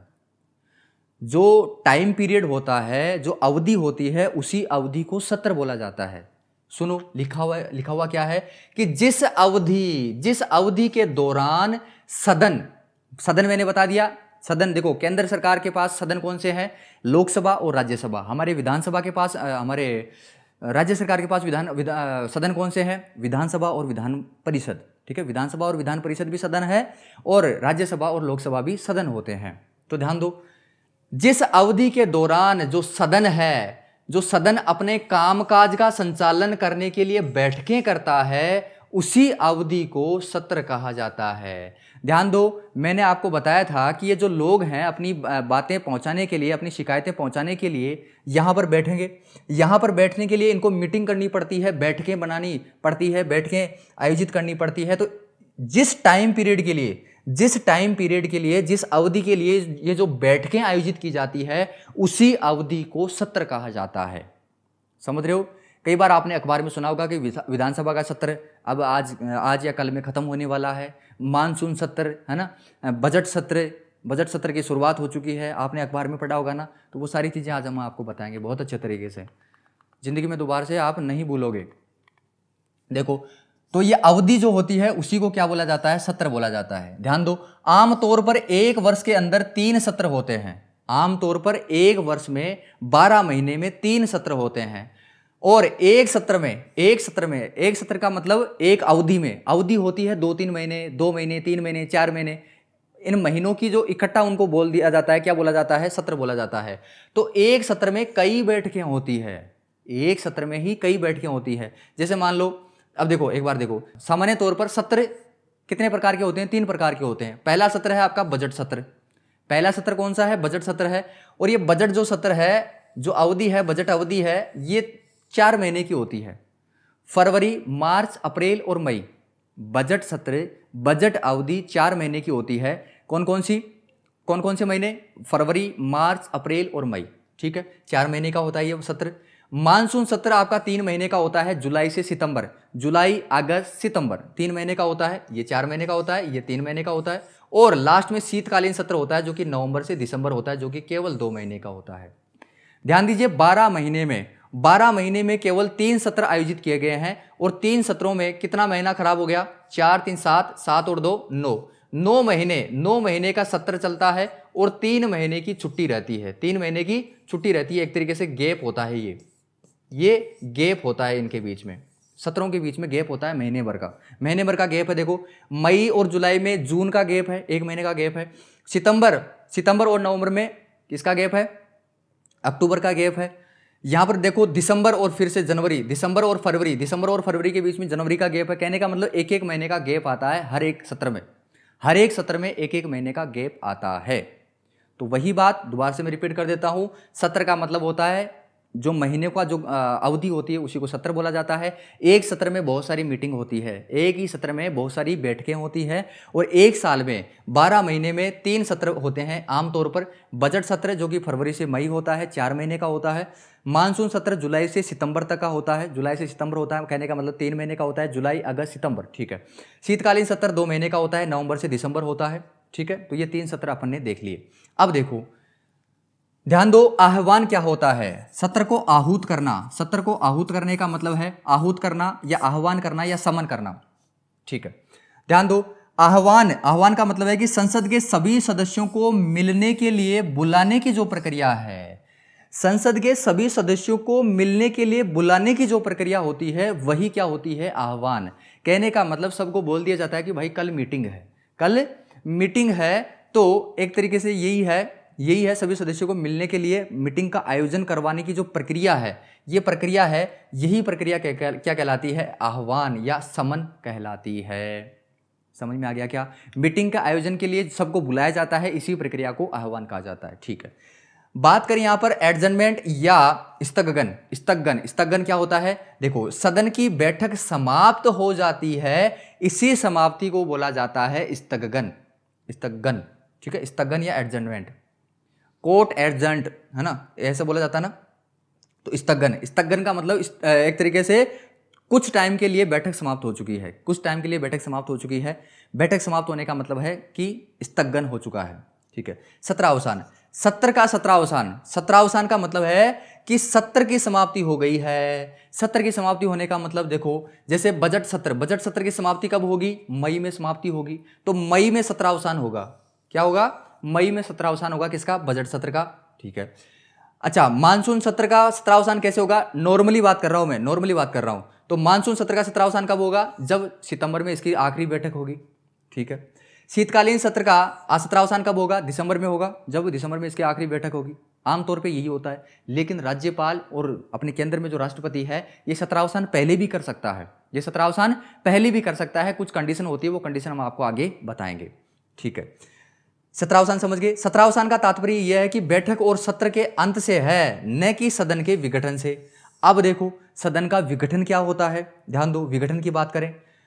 विघटन होने का मतलब है कि भाई अब इसके बाद में कोई बैठक नहीं होगी, अब इसके आगे कोई सत्र नहीं होगा और कोई बैठकें नहीं होगी। ये बात कब होती है? ये बात तब होती है जब सरकार फेल हो जाती है, और सरकार फेल होने का मतलब यह है कि सरकार के पास अब बहुमत नहीं बचा। कहने का मतलब आधे से ज्यादा सीटें जो पहले थी अब नहीं है। ये क्यों होता है? मैंने पहले बता दिया। इसके जो एमएलए होते हैं, एमएलए का दिमाग खराब हो जाता है ना, पैसों के लालच में आ जाते हैं, या किसी भी तरीके से कोई लालच दे दा के दूसरी पार्टी वाले उन एमएलए को खरीद लेते हैं, या खुद का दिमाग खराब हो जाता है, वो खुद ही क्या करते हैं, उस पहले वाली पार्टी को छोड़ के दूसरी पार्टी में मिल जाते हैं। तो एक तरीके से क्या होता है, जो बहुमत में जो सरकार थी वो सरकार अस्त व्यस्त हो जाती है, और अस्त व्यस्त होते ही क्या हो जाता है? विधानसभा का विघटन हो जाता है। विधानसभा का क्या हो जाता है? विघटन हो जाता है। तो लोकसभा और विधानसभा अपने 5 साल के कार्यकाल या राष्ट्रपति या राज्यपाल के आदेश के बाद में क्या हो जाती है? भंग हो जाती है। क्या हो जाती है? भंग हो जाती है। राज्य में राज्यपाल भंग कर सकता है विधानसभा को, किसकी अनुमति से? मुख्यमंत्री की अनुमति से, या कई बार ऐसा हो सकता है कि सरकार खुद गिर जाए तो भी भंग किया जा सकता है। और अपने राष्ट्र में, अपने देश में कौन करता है? राष्ट्रपति भंग कर सकता है जब सरकार गिर जाती है। ओके, तो ऐसे भंग हो जाती है या विघटन हो जाता है। आमतौर पे जब सरकार अच्छे तरीके से चल रही होती है, तो जब 5 साल पूरे हो जाते हैं तो भी विधानसभा का और अपने संसद का विघटन हो जाता है। आमतौर पे भी हो जाता है, जब सरकार पूरे 5 साल पूरे हो जाते हैं तो भी विधानसभा और अपने संसद का विघटन हो सकता है। तो ये सिंपल सारी चीज़ें थी, मैंने आपको अच्छे तरीके से बता दी। मेरे हिसाब से आपको समझ में भी आया होगा, और आपको अगर हमारी मेहनत अच्छी लगती हो तो आप हमें एक प्यारा सा कमेंट करना बिल्कुल ना भूलें, ठीक है। विधानसभा के चुनाव के पश्चात पहले और और 1 सेकंड, ये हमने देख लिया। तो अब देखो भाई साहब, दोबारा से पढ़ो इस बात को कि जो राज्यपाल है ये राज्य विधानसभा का जो सत्र है, इस सत्र को आहूत कर सकता है, ठीक है, सत्र अवसान कर सकता है, मतलब सत्र को खत्म कर सकता है, बैठकें बुला सकता है और विधानसभा का विघटन भी कर सकता है, विधानसभा का विघटन भी कर सकता है। ये बात कहां पर लिखी गई है? अब देखो समझ में आ गई नहीं सारी चीजें। देखो अनुच्छेद 176 में ये बात कहां लिखी गई है? अनुच्छेद 176 में लिखी गई है। अच्छा, ये बात कैसे याद रखोगे? 176 कैसे याद रखोगे? 174 कैसे याद रखोगे? 174 कैसे याद रखोगे? 1 को लिखो टी, 7 को लिखो के और 4 को क्या लिखो? आर, टी के आर, टी के आर। यहां से क्या शब्द बन सकता है? टिकर बन सकता है, ताकर बन सकता है, ताकर बन सकता है। ताकर तो गोत भी आती है ना, गोत्र आती है ताकर। तो ताकर नहीं, कोई अच्छा बताओ, कोई अच्छा शब्द बताओ। देखिए फटाफट रोक के सोच के बताओ, देखिए वीडियो को रोक लो और फटाफट बताओ टी के आर से कोई अच्छा शब्द। तो मेरे हिसाब से टक्कर, जो टक्कर है ना, टक्कर, अरे टक्कर होती है ना लड़ाई, एक तरीके से मान लो टक्कर, ठीक है। टक्कर को मैं कैसे लिखूंगा? टी के आर, टक्कर। तो टक्कर ये जो शब्द है ये मेरे को अच्छा लगा और मैं इस टक्कर को क्या करूंगा? इस टक्कर को, ये जो शब्द है इसको मैं यहां पर फंसाऊंगा इस लाइन में। देखो राज्यपाल राज्य विधानसभा में जो सदस्य हैं उन सदस्यों के बीच में क्या करवाता है? टक्कर करवाता है। टक्कर करवाने का मतलब आहूत कर सकता है, बैठकें आयोजित कर सकता है ना, बैठक बुला सकता है ना, सत्रावसान कर सकता है, सत्र को खत्म कर सकता है, खत्म करने पे भी टक्कर हो सकती है ना, विघटन भी कर सकता है, तो विघटन करने पे भी टक्कर हो जाती है ना। तो कहने का मतलब यही है कि जो राज्यपाल है वो टक्कर करवाता है। राज्यपाल क्या करवाता है? टक्कर करवाता है। जुबान फिसलने लग जाती है रेगुलर तरीके से बोलते हैं तो। देखो ये इन दोनों के बीच में टक्कर करवा रहा है, देखो हाथ में डंडा ले रखा है और यह क्या कर रहा है? राजा क्या करवा रहा है? इन मंत्रियों के बीच में टक्कर करवा रहा है। टक्कर करवाने का मतलब सदन को विधानसभा के सत्र को आहूत कर सकता है, सत्रावसान कर सकता है, विघटित कर सकता है। चलें आगे, चलें क्या? अरे याद हो गया ना मेरे हिसाब से, चलते हैं आगे बात करते हैं। ये अपन पढ़ चुके हैं ऑलरेडी। आगे पॉइंट दे रखा है कि विधानसभा के जो चुनाव है, इन चुनावों के बाद में चुनाव के पहले या प्रत्येक वर्ष का जो पहला सत्र होता है, इनको संबोधित भी कर सकता है कौन? राज्यपाल। ये बात आपको समझ में नहीं आई मेरे हिसाब से, ये बात आपको समझ में नहीं आई। इसके लिए वापस अपन को जीरो से शुरुआत करनी पड़ेगी। जीरो से शुरुआत कैसे करेंगे? अपन को देखो, आपको मैंने ये चीज़ बताई थी, ठीक है, ये चीज़ बताई थी, ध्यान दो। अब देखो जैसे ही ये आदमी यहाँ से चुन के यहाँ पर विधानसभा में जाते हैं तो इनका पहला सत्र आता है। जैसे मान लो हो सकता है कि बजट सत्र इनका पहला आ जाए, हो सकता है इनका मानसून सत्र इनका पहला आ जाए, या हो सकता है इनका कौन सा आ जाए? शीतकालीन सत्र आपका इनका पहला आ जाए। तो इनका जो भी पहला सत्र होगा, जो भी चुनाव होने के जस्ट बाद में जो पहला सत्र होगा, चुनाव होने के जस्ट बाद में जो विधानसभा का पहला सत्र होगा, इस पहले सत्र में भाषण देने आएगा। कौन आएगा? राज्यपाल। कौन आएगा? राज्यपाल आएगा, ठीक है। दोबारा से मैं लाइन बोल रहा हूं, विधानसभा का जब चुनाव होता है तो चुनाव होते ही जो पहला सत्र होता है, उस पहले सत्र में भाषण देने कौन आएगा? वो आएगा राज्यपाल। या क्या होता है? हर साल जैसे मान लो जो पहला सत्र आता है, जैसे मान लो फरवरी में किसी के चुनाव होते हैं, फरवरी में कोई सरकार बनती है, फरवरी, ठीक है, फरवरी में मान लो चुनाव होते हैं और फरवरी में इनका सत्र आ जाता है बजट सत्र। कौन सा? बजट सत्र आ जाता है। तो मान के चलो फरवरी 2023 में कोई सरकार बन के आती है, विधानसभा में बैठती है, तो फरवरी में इनका पहला सत्र कौन सा हो जाएगा? बजट सत्र हो जाएगा। तो बजट सत्र जैसे ही शुरू होगा, भाई साहब राज्यपाल भाषण टिकाने के लिए आ जाएगा, पहले सत्र में ही। अब अगले साल फरवरी 2024 में जो पहला सत्र आएगा, कौन सा सत्र आएगा? अगली फरवरी में कौन सा सत्र आएगा? बजट सत्र आएगा। तो अगले साल भी जो पहला सत्र होगा उसमें भी क्या करेगा? ये भाषण टिका के जाएगा। कौन? राज्यपाल। दूसरे साल भी क्या होगा? जो पहला सत्र होगा उसमें भी अपना राज्यपाल भाषण टिका के जाएगा। तीसरे साल भी जो पहला सत्र होगा उसमें भाषण टिका के जाएगा। चौथा, पांचवा, इस तरीके से, ठीक है। 5 साल की सरकार होती है तो पहला जो सत्र होता है, हर साल जो पहला सत्र होता है उसमें भाषण टिका के जाएगा कौन? राज्यपाल। और चुनाव होने के जस्ट बाद में जो पहला सत्र होगा उसमें भी भाषण टिका के जाता है। ठीक है, तो बात करते हैं यहाँ पर। ठीक है, एक सेकेंड, ये पढ़ रहे थे अपन। तो विधानसभा के चुनाव के बाद पहला और प्रत्येक वर्ष का पहला जो सत्र है, इस सत्र को संबोधित कर सकता है कौन? कौन कर सकता है? राज्यपाल कर सकता है। मतलब भाषण देगा। और भाई साहब क्या करेगा? ये जो भाषण है, ये भाषण किसके द्वारा तैयार किया जाता है? मुख्य सचिव के द्वारा। जो मुख्य सचिव होता है हमारे राज्य का, हमारे राज्य में एक ही मुख्य सचिव होता है। हमारे राज्य में, हर एक राज्य में एक ही मुख्य सचिव होता है। अच्छा, इस मुख्य सचिव की नियुक्ति कौन करता है? राज्यपाल ही करता है। और ये मुख्य सचिव होता कौन है? देखो, जो आईएएस और आरएस है, जब इनका प्रमोशन होता है और प्रमोशन होने के बाद में जो लास्ट में राज्य में जो लास्ट की जो आईएएस और आरएस की पोस्ट होती है, वो किसकी होती है? वो मुख्य सचिव की होती है। वो किसकी होती है? मुख्य सचिव की होती है। तो राज्यपाल के लिए जो भाषण तैयार करता है वो कौन करता है? ये मुख्य सचिव ही करता है। ध्यान दीजिए, मुख्य सचिव के बारे में मैं पहले भी आपको बता चुका हूं कि ये जो मुख्य सचिव होता है, जब हमारे राज्य में राष्ट्रपति शासन लगता है, जब आपातकाल लगता है, संवैधानिक आपातकाल लगता है, तो होता क्या है? जो मुख्य सचिव होता है, ये मुख्य सचिव क्या करता है? मुख्यमंत्री की जगह ले लेता है। मुख्यमंत्री की जगह ले लेता है और मुख्यमंत्री को साइड में कर दिया जाता है, उसको घर भेज दिया जाता है। बोले तेरे बस की बात नहीं है। तो ये बात है। ठीक है, 176 में ये बात लिखी गई है। कौन से अनुच्छेद में? 176 में। कैसे याद करोगे? देखो, 176 कैसे याद करोगे? 1 को लिखो T, 7 को लिखो K और 6 को लिखो J। तो देखो, TKJ का मतलब बताओ। देखे, टिक जा, जो आपने राजस्थान में बोले एक जगह टिक जा भाया, तेरा कहीं हो रहा है ना। तो टिक जा या टिका जा। तो यहां से ये अच्छा शब्द बन रहा है, टिका जा। टिका जा का मतलब है कि भाई जी भाषण टिका के चला गया। क्या टिका के चला गया? भाषण टिका के चला गया। कौन टिका के चला गया? भाषण कौन टिकाता है? कौन टिका जाता है? राज्यपाल टिका जाता है। कब?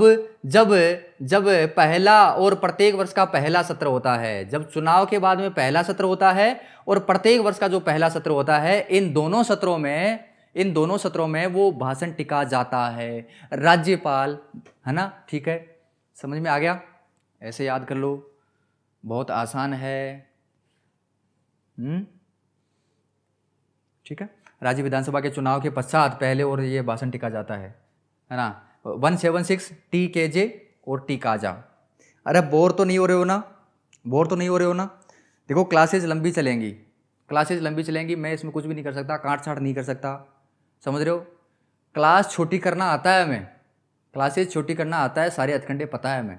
क्लास को कैसे 5 घंटे की क्लास को कैसे 5 मिनट में पढ़ाया जाता है। आप शॉर्ट वीडियो हमारे उठा के देख लो, 1 मिनट में भी मैंने बहुत सारी चीज़ें कवर करवाई है जो कि आधे घंटे से में समझाई जाती है, लेकिन वो 1 मिनट में नहीं समझी जाती यार। वो समझ में, बहुत सारे लोग ऐसे हैं जिनको कुछ भी नहीं पता होता है, समझ लो। क्लासेज लंबी होगी, बहुत प्यार से, बहुत अच्छे तरीके से, कुछ भी डाउट छोड़ने की कोशिश नहीं कर रहा मैं, 1% भी मैं डाउट नहीं छोड़ूंगा। और अगर रह जाता है डाउट तो आप हमें कमेंट करके बता दिया करो कि सर हमारे यहाँ पर डाउट आ चुका है। ठीक है, अगली क्लास में उस डाउट को हम ले लेंगे, है ना। क्लासेस जितनी इंटरेस्टिंग हो उतनी इंटरेस्टिंग बनाने की मैं कोशिश कर रहा हूँ। बहुत मेहनत कर रहा हूँ मैं आपके लिए, बहुत जी तोड़ मेहनत कर रहा हूँ मैं। चलते हैं आगे। तो देखो, ये भाषण टिका के जा रहा है, देखो ये भाषण टिका रहा है माइक से, है ना, राज्यपाल। चलें आगे। विधेयक क्या चीज़ होती है? अब तक शायद विधेयक आपके सामने नहीं आया था। विधेयक को समझो, विधेयक क्या चीज़ होती है, समझते हैं अपन विधेयक के बारे में। देखो, विधेयक क्या चीज़ होती है समझो। विधानमंडल का काम होता है कानून बनाने का। और कानून कैसे बनता है भाई? कानून कैसे बनता है? सबसे पहले जो विधानसभा के जो आदमी होते हैं ना, वो क्या करते हैं, वो एक कच्चा चिट्ठा बनाते हैं। एक कच्चा चिट्ठा बनाते हैं, एक तरीके से मान लो रफ कॉपी में लिखते हैं कि भाई ऐसे ऐसे कुछ चीज़ें होंगी, है ना, ऐसे ऐसे नियम होंगे। तो एक कच्चा चिट्ठा बनाया जाता है। बाद में क्या किया जाता है, इस कच्चे चिट्ठे को विधानसभा में प्रस्तुत किया जाता है। इस कच्चे चिट्ठे को विधानसभा में सभी लोगों के सामने प्रस्तुत किया जाता है।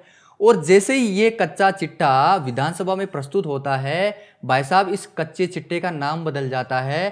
क्या हो जाता है इसका नाम बदलकर? इसका नाम हो जाता है विधेयक। बस अति छोटी सी बात है। सरकार द्वारा किसी विषय पर नया नियम बनाने के लिए पहले उसका प्रारूप बनाया जाता है ना, कच्चा चिट्ठा बनाया जाता है। इस प्रारूप में उससे संबंधित सभी शर्तों का उल्लेख किया जाता है। जब इस प्रारूप को संसद में पेश किया जाता है, विधानसभा में, विधानमंडल में पेश किया जाता है, तो इसको किसके नाम से जाना जाता है? इस प्रारूप को विधेयक के नाम से जाना जाता है। इस विधेयक में, अब ध्यान दो, ये विधेयक पास होता है विधानसभा से, है ना। कई राज्यों में जहां पर विधान परिषद है, तो वहां जहां पर विधान परिषद है तो ये विधेयक क्या करता है, विधानसभा से पास होने के बाद में विधान परिषद में पेश किया जाता है, और विधान परिषद से पेश होने के बाद में, यहां से अनुमति मिलने के बाद में ये जाता है लास्ट में कहां पर? राज्यपाल के पास, जो कि हमारे केंद्र का एजेंट होता है। और जब इसके साइन हो जाते हैं, तो ये विधेयक, अब इस विधेयक का नाम बदल जाता है, और इस विधेयक को अब क्या बोला जाएगा? अब इसको बोला जाएगा कानून। तो इस तरीके से कानून बनता है। दोबारा से प्रोसेस समझो। एक कच्चा चिट्ठा बनाया जाता है। जब नियम बनाने की बात आती है तो सबसे पहले उसका एक प्रारूप बनाया जाता है, एक कच्चा चिट्ठा बनाया जाता है। उस प्रारूप को सबसे पहले विधानसभा में प्रस्तुत किया जाता है, और जब विधानसभा में इस कच्चे चिट्ठे को प्रस्तुत किया जाता है तो भाई जी वो उसका नाम क्या हो जाता है? उसका नाम हो जाता है विधेयक, है ना। अच्छा, विधेयक को इंग्लिश में बोला जाता है बिल, है ना। ऊंदरा को बिल नहीं, चूहा को बिल नहीं, है ना, अलग अलग है वो। तो विधेयक को इंग्लिश में बिल भी बोला जाता है। तो जब ये विधानसभा में ये कच्चा चिट्ठा पेश होता है, प्रस्तुत होता है, तो इसको विधेयक बोला जाता है। और जब विधेयक विधानसभा से पास होने के बाद में विधान परिषद में जाता है, विधान परिषद के बाद में ये सबके लास्ट में राज्यपाल के पास जाता है, और जब राज्यपाल इस पे साइन कर देता है तो भाई जी ये क्या बन जाता है? ये कानून बन जाता है। ओके, अब देखो, अब बात करते हैं कि भाई जी अध्यादेश क्या होता है। अध्यादेश क्या होता है वो चीज भी समझा दो साथ साथ में। किन किन लोगों को पता है कि अध्यादेश क्या चीज होती है? बताओ देखे फटाफट, किन लोगों को पता है कि अध्यादेश क्या होता है? देखो सुनो, विधेयक का तो पता है कि ये एक तरीके से बिल होता है और पास होने के बाद में कानून बन जाता है। लेकिन ये जो विधेयक पास होता है ना, ये सत्र के दौरान होता है। जब बैठकें हो रही होती है ना, बैठकें हो रही होती है विधानसभा की, सदन की बैठकें हो रही होती है, तभी भाई साहब ये विधेयक पास होता है। लेकिन मैंने आपको बताया कि हर एक सत्र के बीच में 3 सत्र मैंने बताए, एक बजट सत्र हो गया, एक आपका मानसून सत्र हो गया, और एक आपका क्या हो गया? शीतकालीन सत्र हो गया। तो इनके बीच में एक एक महीने का गैप है, आपको पता हो तो। इनके बीच में किसका गैप है? एक एक महीने का गैप है। फरवरी से मई के बाद में जून का गैप आ गया, और उसके बाद में जुलाई से सितंबर के बाद में अक्टूबर का गैप आ गया, और फिर बाद में नवंबर, दिसंबर, और दिसंबर के बाद में जनवरी का गैप आ गया, जनवरी के बाद में फरवरी से मई दोबारा से शुरू हो जाता है। तो एक एक महीने का गैप आता है। अगर मान लो राज्य सरकार को ये जो एक महीने का गैप होता है, जब छुट्टियां होती है, जब बैठकें नहीं होती है, इसमें अगर अचानक से जरूरत पड़ जाए, किसी कानून को बनाने की अचानक से अगर जरूरत पड़ जाए, तो भाई साहब अध्यादेश जारी किया जाता है। क्यों? क्योंकि विधेयक तो पास हो ही नहीं सकता ना, क्योंकि बैठकें ही नहीं हो रही है, तो अध्यादेश जारी किया जाता है। और यह अध्यादेश जारी कौन करता है? ये राज्यपाल करता है। कौन करता है? राज्यपाल करता है। लेकिन ध्यान देना, राज्यपाल अपने विवेक से, अपनी बुद्धि से, अपनी मनमर्जी से विधेयक ये अध्यादेश जारी नहीं कर सकता। इसको अनुमति लेनी पड़ती है, या इसको सलाह देता है। कौन देता है? राज्य सरकार। इसको राज्य सरकार सलाह देती है कि आप अध्यादेश जारी करो। कुछ ऐसी आपातकालीन, कुछ ऐसी इमरजेंसी कंडीशन बन जाती है जिसमें हाथों हाथ कानून बनाने की जरूरत पड़ जाती है। विधेयक कानून बनाने के लिए लागू किया जाता है, लेकिन ये तो बैठक होती है तब जाके ये बनाया जाता है। सबकी अनुमति होती है, अनुमति के बाद में राज्यपाल साइन करता है ना। बैठकें होती है, बैठक के बाद में राज्यपाल साइन करेगा और बाद में कानून बनेगा। लेकिन बैठक जब नहीं हो रही है तो हाथों हाथ तो बैठक बुलाई नहीं जा सकती, तो अध्यादेश जारी करेगा राज्यपाल, और राज्यपाल को कौन बोलेगा? राज्य सरकार बोलेगी कि आप अध्यादेश जारी कर दो। ठीक है, तो विधानमंडल के सत्र न चलने की स्थिति में राज्य सरकार के अनुमोदन से, राज्य सरकार की मर्जी से क्या होता है? राज्यपाल के द्वारा जो आदेश या अधिसूचना जारी की जाती है उसे अध्यादेश कहा जाता है। समझ गए क्या? और अध्यादेश की अवधि, अब ध्यान से सुनो, जो मतलब ताकत अध्यादेश की, जो ताकत विधेयक की होती है, वही ताकत अध्यादेश की होती है। समझ रहे हो? जो ताकत, जितनी पावर, जितनी शक्तियां विधेयक के पास होती है उतनी ही अध्यादेश के पास होती है। लेकिन ध्यान से सुनो, अध्यादेश को अगर अपन आगे भी लागू रखना चाहें, आगे का मतलब काफी लंबे समय तक या हमेशा के लिए लागू रखना चाहें तो भाई साहब इस अध्यादेश को जब भी मीटिंग चालू हो तो मीटिंग चालू होते ही सबसे पहला काम यह होना चाहिए कि इस अध्यादेश को पास करवाओ। जब यह अध्यादेश पास होगा, एमएलए इस पे साइन करेंगे, तभी यह अध्यादेश क्या बनेगा, कानून बनेगा और इसको आगे लागू रखा जाएगा। तो कितने टाइम तक यह लागू रह सकता है अध्यादेश, कितने टाइम तक लागू रह सकता है? यह लागू रह सकता है न्यूनतम 6 सप्ताह तक। 6 सप्ताह का मतलब है 1.5 महीना, लगभग 1.5 महीने की बात है। अब ध्यान दो, लगभग 1.5 महीने की बात है और यहां पर गैप कितना है, 1 महीने का है। मान लो इस 1 महीने की शुरुआत में ही इमरजेंसी आ गई और अध्यादेश जारी करना पड़ गया, तो 1 महीने बाद में बैठकें होंगी। भाई ये तो कंफर्म है, अगला सत्र शुरू हो जाएगा 1 महीने बाद में, होगा ना? तो अगला सत्र शुरू होते ही 1 महीना मतलब 30 दिन या 1 महीना, तो 1 महीने में जैसे ही मीटिंग शुरू होगी, शुरू होते ही इस अध्यादेश पे साइन करवा दो, साइन करवाते ये कानून बन जाएगा, आगे लागू रह जाएगा। लेकिन अगर इस पे साइन नहीं हुए तो ये कानून नहीं बनेगा, ये अध्यादेश खारिज हो जाएगा, ये कानून वहीं पर बंद हो जाएगा। तो इसको 1.5 महीने का टाइम दिया जाता है, इस अध्यादेश के लिए 1.5 महीने का टाइम दिया जाता है, 6 सप्ताह का टाइम दिया जाता है कि भाई 6 सप्ताह है आपके पास, अध्यादेश के पास 6 सप्ताह है, इसको या तो पास करवा दो, या तो इसको पास करवा दो, या राज्यपाल क्या करता है, राज्यपाल इस अध्यादेश को खुद ही वापस ले लेता है। कई ऐसी कंडीशन बन जाती है, राज्यपाल खुद ही इसको वापस ले लेता है। समझ गए क्या? समझ गए? अध्यादेश ये चीज होती है। न्यूनतम ये 6 सप्ताह तक रह सकता है और अधिकतम कितना रह सकता है? अधिकतम 6 महीने रह सकता है। अच्छा, अधिकतम 6 महीने का मतलब कई बार क्या होता है, इन 2 सत्रों के बीच में गैप बहुत आ जाता है, इन 2 सत्रों के बीच में गैप बहुत आ जाता है कुछ कारणों की वजह से। तो ये गैप ज्यादा से ज्यादा हो सकता है कितना? 6 महीने का हो सकता है। तो 6 महीने का हो सकता है, तो कहने का मतलब है कि 6 महीने के अंदर जब भी बैठक हो, है ना, इन सत्रों के बीच में जब भी बैठक हो, बैठक होते ही भाई साहब इस अध्यादेश को साइन करवाने पड़ते हैं एमएलए से, विधानसभा से पास करवाया जाता है, विधान परिषद से पास करवाया जाता है और बाद में राज्यपाल के साइन होते हैं, तभी जाके ये अपना कानून बनता है। तो ये फर्क होता है विधेयक और अध्यादेश में। समझ गए? मेरा साफ सुथाना सब ने समझ में आ गया चीज, बहुत ही प्यारी चीज है, बिल्कुल बेसिक सुथाना समझा हुआ की कोशिश करी मैं।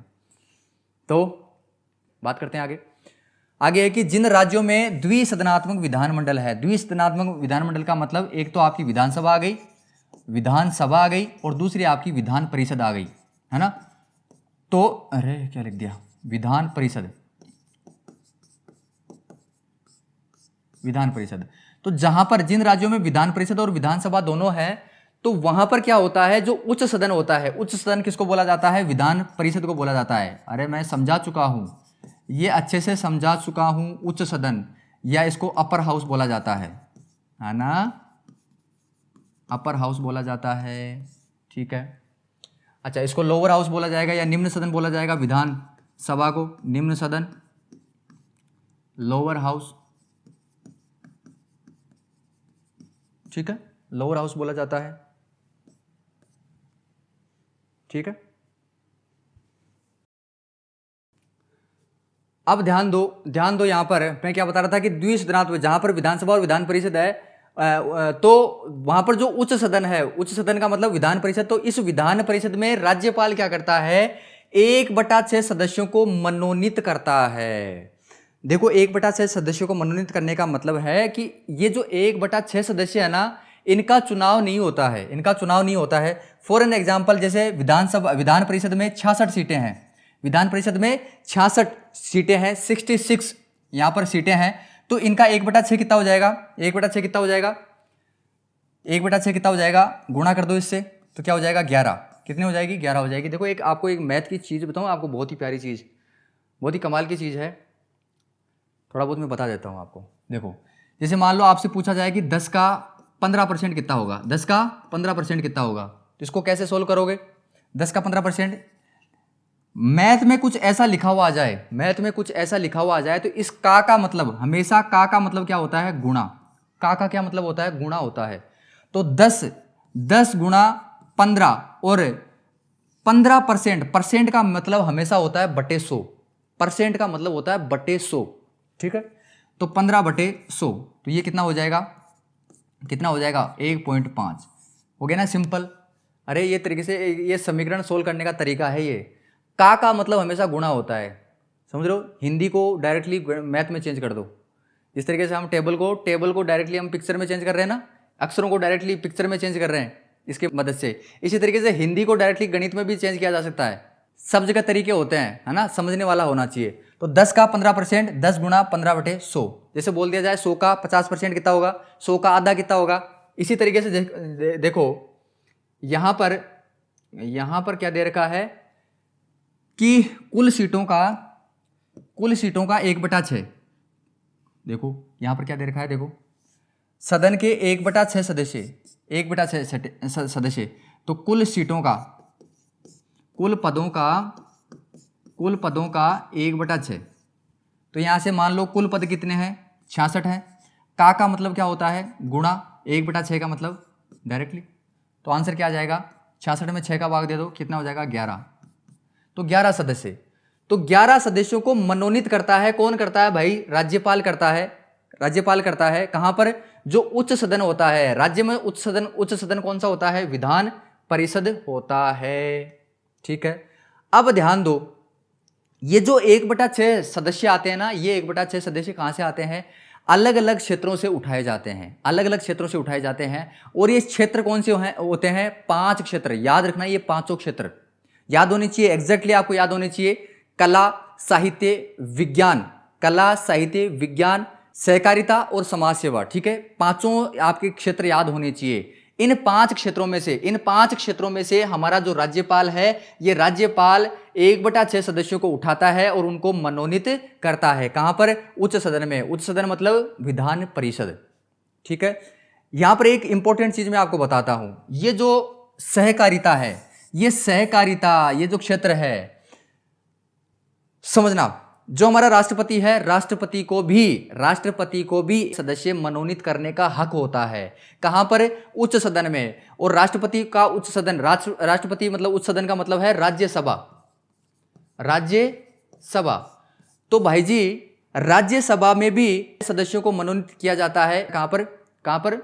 राज्यसभा में। किसके द्वारा? राष्ट्रपति के द्वारा। तो राष्ट्रपति क्या करता है? राष्ट्रपति केवल 4 क्षेत्रों से ही उठाता है, केवल 4 क्षेत्रों से ही उन लोगों को उठाता है। कौन कौन से क्षेत्र? साहित्य, विज्ञान, कला और समाज सेवा। सहकारिता से नहीं उठाता है। सहकारिता आंदोलन का जो क्षेत्र है वहां से नहीं उठाता है लोगों को। केवल 4 क्षेत्रों से राष्ट्रपति उठाता है और 5 क्षेत्रों से अपना राज्यपाल उठाता है। इन क्षेत्रों से 1/6 सदस्यों को उठाता है, उनको मनोनीत करता है, उनको सीट दिलवाता है। ओके, समझ गए? याद रखना। अब देखो बात करते हैं भाई जी, याद कैसे रखें, कौन से अनुच्छेद में दी गई है बातें? 171 में दी गई है। तो 171 को चेंज करो। अरे सारी चीज़ें मैंने वेल एडजस्ट कर रखी है। तो क्या हो जाएगा? TKT, बताओ। अरे 1 को लिख दिया T, 7 को लिख दिया K और 1 को वापस लिख दिया T लिख दिया। तो TKT से बनाओ, देखिए जैसे टिकट बन जाती है ना, टिकट बन जाती है। टिकट के अलावा और क्या बन जाएगा? टिकट भी बन सकता है ना, टिकट भी बन सकता है। टिकट जानो जी, हम लोग घर को जो मुखियो जो बोले जाए अपने राजस्थान में, बिन टिकट बोले भाई, वो आपने माँ के टिकट है वो आदमी, है ना। टिकट भी हो सकता है। और कौन सा, और कोई बताओ देखे? ताकत भी हो सकता है ना, ताकत भी हो सकता है। TAKAT, ताकत। यहाँ पर ध्यान दो, TAKAT, ताकत, ठीक है। तो यहां पर इस लाइन को मैं सेट करूंगा, यहां पर ताकत, ये जो शब्द है इसको मैं सेट करूंगा यहां पर। देखो 1/6 सदस्यों को मनोनीत करने के लिए राज्यपाल अपनी पूरी ताकत लगा देता है। 1/6 सदस्यों को मनोनीत करने के लिए जो राज्यपाल है, ये राज्यपाल अपनी पूरी ताकत लगा देता है। क्यों लगा देता है? क्योंकि भाई जो 5 क्षेत्र हैं, इन 5 क्षेत्रों में से 1/6 सदस्य उठाने हैं। राज्यपाल को पता नहीं ना, राज्यपाल को नहीं पता कि कौन से लोग इस सीट के लिए काबिल हैं। उस राज्यपाल को पूरी ताकत लगानी पड़ती है, राज्यपाल को पूरी ताकत लगानी पड़ती है। समझ रहे हो ना इस बात को? इन 5 क्षेत्रों से 1/6 सदस्यों को निकालने में और इनको मनोनीत करने में पूरी ताकत लगानी पड़ती है। तो 171 को याद रखोगे, टी के टी, है ना। 171 को टेबल के माध्यम से टी के टी लिखा, टी के टी से याद हो जाएगा ताकत, और ताकत का जैसे ही आप दिमाग में आएगा तो ताकत से क्या याद आ जाएगा कि भाई ताकत कौन लगा रहा था, पूरी ताकत कौन लगा रहा था, राज्यपाल लगा रहा था। क्यों लगा रहा था? क्योंकि 1/6 सदस्य उसको मनोनीत करने थे। कहां पर? उच्च सदन में। राज्य का उच्च सदन कौन सा होता है? विधान परिषद होता है, समझ रहे हो। और विधान परिषद में 1/6 सदस्यों को मनोनीत करना है। ठीक है, आगे चले। अब देखो इतने लोग हैं, है ना, इतने लोग हैं, इतने लोगों में से भाई साहब राज्यपाल के समझ में नहीं आ रहा कि कौन से लोगों को मनोनीत किया जाए। समझ रहे हो? ये 5 ग्रुप है, देखो एक ग्रुप ये रहा, ये रहा 3, 4 और ये 5 ग्रुप है ना। 5 ग्रुप में से 1/6 सदस्यों को निकालना है। राज्यपाल को पूरी ताकत लगानी पड़ रही है बेचारे को। चले आगे देखो, अनुच्छेद 333 की बात है भाई साहब, ये वर्तमान में नहीं चलता है। अनुच्छेद 333 प्रभाव में नहीं है।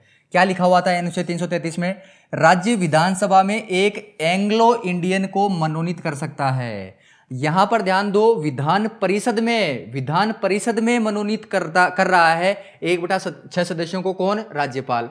पहले क्या था? पहले देखो विधानसभा में भी एक आदमी मनोनीत किया जाता था। किसके द्वारा? राज्यपाल के द्वारा। ठीक है, वर्तमान में ये सिस्टम बंद कर दिया गया है। अच्छा, एंग्लो इंडियन क्या होता है? एंग्लो इंडियन का मतलब है कि ऐसे अंग्रेज जिनको भारत देश भा गया, है ना, उसके मन में भारत देश अच्छे से बस गया और वो लोग यहीं पर रह गए, है ना, वापस ब्रिटेन गए नहीं। समझ रहे हो? तो वो है एंग्लो इंडियन। उन अंग्रेजों के भले के लिए क्या किया जाता था? एक आदमी विधानसभा में बैठाया जाता था, उन आदमियों में से एक आदमी विधानसभा में बैठाया जाता था ताकि उनके हितों की रक्षा की जा सके। ठीक है, चलें आगे। देखो 104वां संविधान संशोधन आया। 104वां संविधान संशोधन आया कब? 2020 में। और इस संविधान संशोधन के तहत क्या हुआ? इस अनुच्छेद को क्या कर दिया गया? निष्प्रभावी कर दिया, प्रभाव से हटा दिया गया। आगे बात करें, जब राज्य विधानसभा का सत्र नहीं चल रहा होता है तो राज्यपाल क्या करता है? अनुच्छेद 213 के तहत क्या करता है? अध्यादेश जारी करता है। ये ऑलरेडी मैं आपको पढ़ा चुका हूं। जब राज्य विधानसभा का सत्र नहीं चल रहा होता है और अचानक से इनको जरूरत पड़ जाती है राज्य सरकार को कोई कानून बनाने की, तो कानून बनाने के लिए क्या करना पड़ता है? अनुच्छेद 213 के तहत जो राज्यपाल है, ये राज्यपाल अध्यादेश जारी कर सकता है। अध्यादेश और विधेयक में इतना ही फर्क होता है कि अध्यादेश को बाद में स्वीकृत करवाना पड़ता है। बाद में कुछ टाइम के लिए, बाद में 1-1.5 महीने बाद में उसको स्वीकृत करवाना पड़ता है और वो पहले ही लागू हो जाता है। लेकिन विधेयक को पहले स्वीकृत करवाना पड़ता है, उसके बाद में कानून बन के वो लागू होता है। लेकिन अध्यादेश पहले ही लागू हो जाता है ना, क्योंकि उस टाइम पे क्या होता है कि मीटिंग नहीं चल रही होती है। ठीक है, और ये अध्यादेश विधानसभा के सत्र में आने के 6 सप्ताह, 6 सप्ताह का मतलब लगभग 1.5 महीने की बात है। ये 6 सप्ताह मान लो, 7 के 42 दिन, और 1.5 महीने में कितने दिन होते हैं? 45 दिन होते हैं। तो 42 दिन बोल दो या 1.5 महीना बोल दो, एक तरीके से 6 सप्ताह तक ये जारी रहता है अध्यादेश।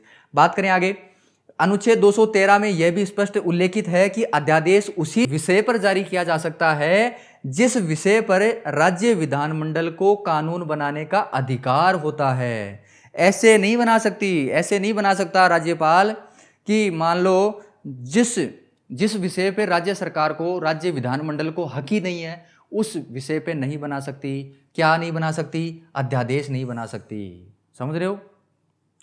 सिर्फ और सिर्फ उसी विषय पे बनाया जा सकता है जिस विषय पे अपने जो राज्य का जो विधानमंडल है, इस राज्य विधानमंडल को उस विषय पे बनाने का अधिकार है, कानून बनाने का।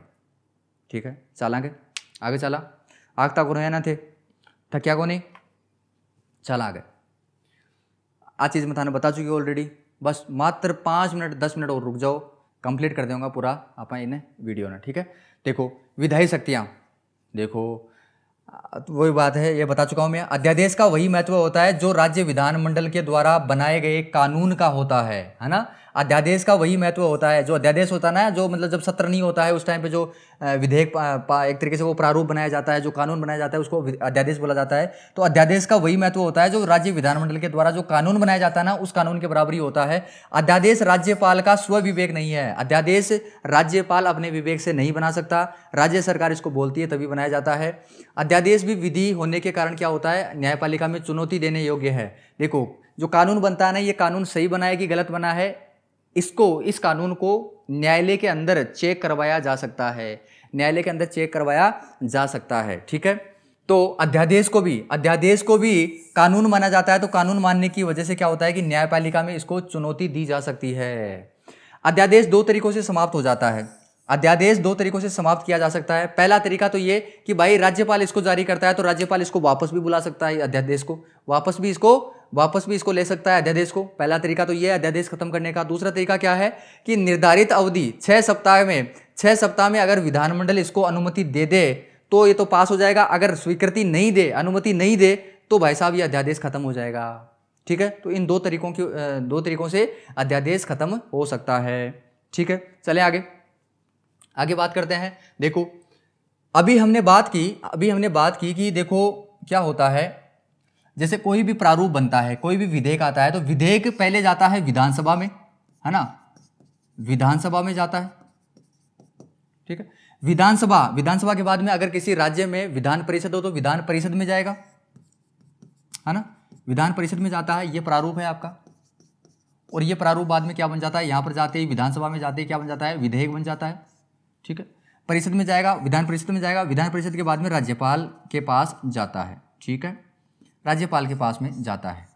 अब ये जो विधेयक है, ये विधेयक क्या होता है, जब राज्यपाल के पास जाता है तो राज्यपाल के पास 4 तरीके हैं। इस विधेयक के साथ 4 तरीके से वो खेल सकता है। पहला तरीका क्या है कि राज्यपाल को अगर लगे कि ये विधेयक सही है तो इसको स्वीकृत कर सकता है, और स्वीकृत करने के बाद में ये कानून बन जाएगा। जैसे ही स्वीकृति दे देगा राज्यपाल तो ये विधेयक क्या बन जाएगा, कानून बन जाएगा। ठीक है, पहला काम तो ये कर सकता है। दूसरा काम क्या कर सकता है, विधेयक को अपनी स्वीकृति देने से रोक ले। इस विधेयक को ये अपने पास भी रोक के रख सकता है, साइड में कर सकता है कि भाई मैं बाद में करूंगा इस पे साइन, अभी मेरा मूड नहीं है ना। तीसरा तरीका है कि एक बार पुनर्विचार के लिए वापस भी भेज सकता है। पुनर्विचार के लिए वापस भेज सकता है। जैसे मान लो विधेयक ही इसके पास आ गया तो इसको लगा कि यार इसमें थोड़ा बहुत काट छांट करने की जरूरत है, इसमें सुधार करने की जरूरत है, तो ये वापस कहाँ भेज सकता है, इसको विधानसभा में भेज सकता है।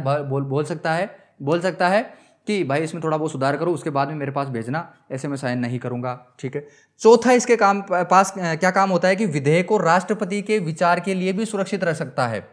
विधेयक को राष्ट्रपति के विचार के लिए भी सुरक्षित रख सकता है। जैसे मान लो ये विधेयक इसके पास आ गया राज्यपाल के पास, तो ये क्या कर सकता है, इसको सुरक्षित रख सकता है। किसके लिए, बोले मैं इसको राष्ट्रपति को दिखाऊंगा तभी मैं साइन करूंगा, ऐसे साइन नहीं करूंगा। और ये पता है इतना बड़ा हथियार है ये जो है ना, ये सिस्टम, ये वाला सिस्टम, ये बहुत बड़ा हथियार है।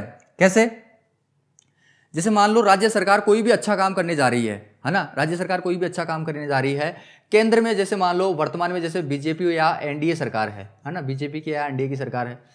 हमारे राज्य में क्या है, कांग्रेस की सरकार है, और कांग्रेस की सरकार ऐसा कोई काम करने जा रही है यहां पर जिससे अगली बार सरकार आने के ज्यादा चांसेस रहेंगे किसके, कांग्रेस के।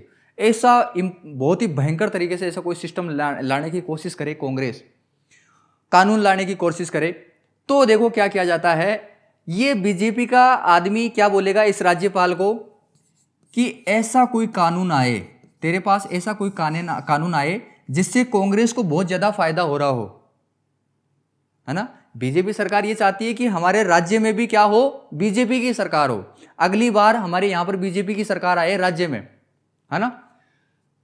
तो ये बीजेपी वाले क्या बोलते हैं इस राज्यपाल को, ये बोलते हैं कि भाई जब भी तेरे पास ऐसा कोई भयंकर वाला कोई विधेयक आए तो उसको राष्ट्रपति के लिए रोक के रख लेना, और बोल देना कि मैं राष्ट्रपति को दिखाऊंगा तभी साइन करूंगा, है ना। अब देखो, अब पता क्या है, इसकी कोई सीमा नहीं है, और आपको पता है कि जब ये राज्यपाल साइन नहीं करेगा तो ये विधेयक कानून नहीं बन सकता, है ना, नहीं बन सकता। और नहीं बनने का मतलब कांग्रेस सरकार वहीं के वहीं रह गई, इसका काम वहीं का वहीं रुक गया। राज्यपाल के पास कोई समय सीमा नहीं है, कोई इसकी लिमिट नहीं है, कितने टाइम तक भी ये क्या कर सकता है, रोक के रख सकता है उसको। बोले मैं राष्ट्रपति के लिए रोक के रखूंगा, बस हो गया ना, खेल खत्म। तो यहां पर देखो राज्यपाल का काम, राज्यपाल का इतना भयंकर तरीके से प्रयोग किया जाता है, मिस यूज किया जाता है इसका, जा सकता नहीं, किया जाता है ना। तो विधेयक को राष्ट्रपति के विचार के लिए सुरक्षित रखा जाता है। कोई समय सीमा इसकी तय नहीं होती है जिसमें विधेयक को वापस लौटाया जाए, साइन करके वापस लौटाए जाने की कोई समय सीमा तय नहीं होती है।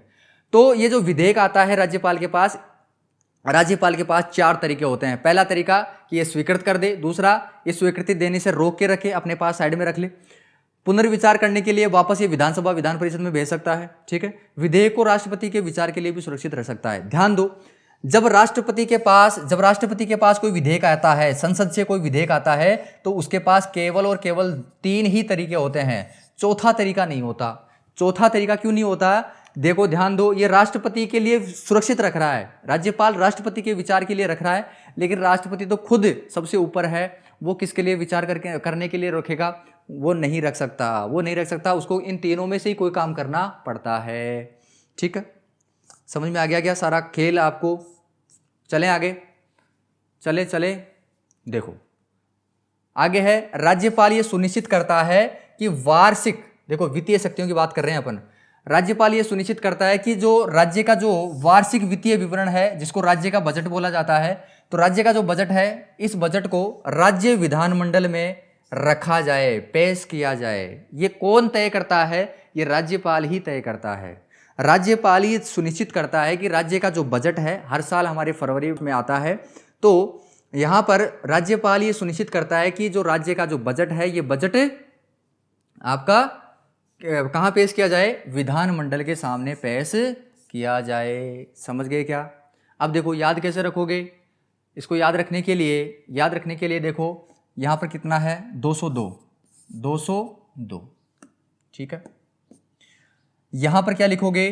2 को क्या लिखोगे? 2 को लिखोगे यहाँ पर n, 0 को क्या लिखोगे? s लिखोगे, और 2 को क्या लिखोगे? वापस से n लिखोगे। तो NSN यहाँ से क्या बन जाएगा? निशान। क्या बन जाएगा? निशान बन जाएगा। निशान देखो इस तरीके से लिखा जाता है, NSN, ठीक है।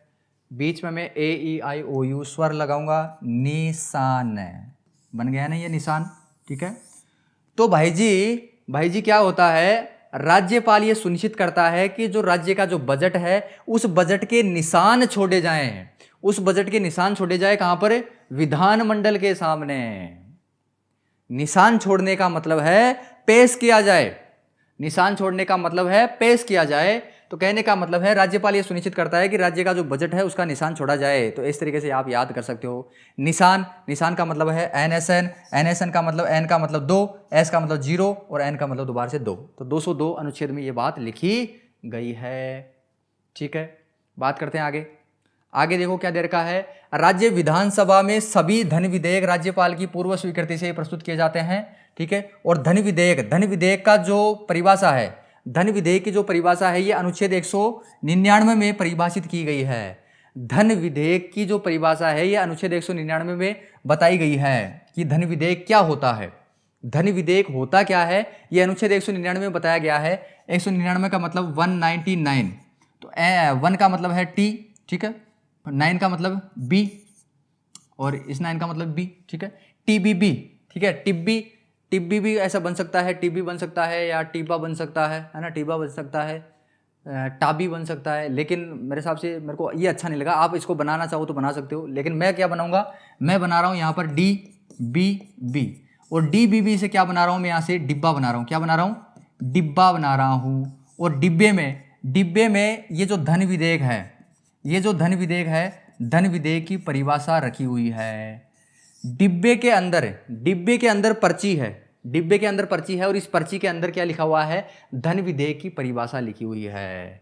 डिब्बा, ठीक है, डिब्बा। DBB, D से हो जाएगा 1, BB से कितना हो जाएगा आपका? क्या हो जाएगा? 99, ठीक है, 199। तो धन विधेयक की परिभाषा जो है वो डिब्बे के अंदर पर्ची में लिखी हुई है। देखो ऐसे पर्ची के अंदर लिखी हुई है। ये डिब्बे के अंदर आपके धन विधेयक की परिभाषा लिखी हुई है इस पर्ची के अंदर, चलें आगे, आगे चलते हैं। देखो अनुच्छेद 200 के तहत क्या होता है कि राज्यपाल धन विधेयक को पुनः विचार के लिए नहीं भेज सकता। राज्यपाल जो धन विधेयक होता है, विधेयक मैंने समझा दिया क्या होता है, एक प्रारूप होता है और पैसों से रिलेटेड जो प्रारूप होता है उसको धन विधेयक बोला जाता है। तो राज्यपाल क्या करता है, ये धन विधेयक को पुनः विचार के लिए वापस सदन में नहीं भेज सकता। क्यों नहीं भेज सकता? मैंने अभी आपको बताया कि धन विधेयक की पहले ही स्वीकृति ले ली जाती है, किससे? राज्यपाल से। तो बाद में उसको साइन करने ही पड़ते हैं, किसको? राज्यपाल को। ठीक है, याद कैसे करोगे? याद करने के लिए वही बात देखो, 200 से कैसे याद रहोगे? क्या याद हो जाएगा? 2 से याद हो जाएगा N, 0 से याद हो जाएगा S, याद क्या हो जाएगा? टेबल से वैसे याद है अपन को। NSS से क्या लिखोगे? नशा। ठीक है, NASSA, नशा। ठीक है, तो कहने का मतलब है राजा चाहे नशे में हो, राज्यपाल चाहे नशे में हो या ना हो, है ना, धन विधेयक को पुनः विचार के लिए नहीं भेज सकता। राजा चाहे नशे में भी क्यों ना हो, राज्यपाल या राजा चाहे नशे में भी क्यों ना हो, भाई जी धन विधेयक को वापस पुनः विचार के लिए नहीं भेज सकता विधानसभा या विधान परिषद में। ठीक है, पुनः विचार के लिए नहीं भेज सकता। ओके, क्योंकि पहले इसकी स्वीकृति ले ली जाती है। पंचायती राज, देखो पंचायती राज से संबंधित जो उपबंध हैं ये किस में लिखे गए हैं? अनुच्छेद 243 में लिखे गए हैं।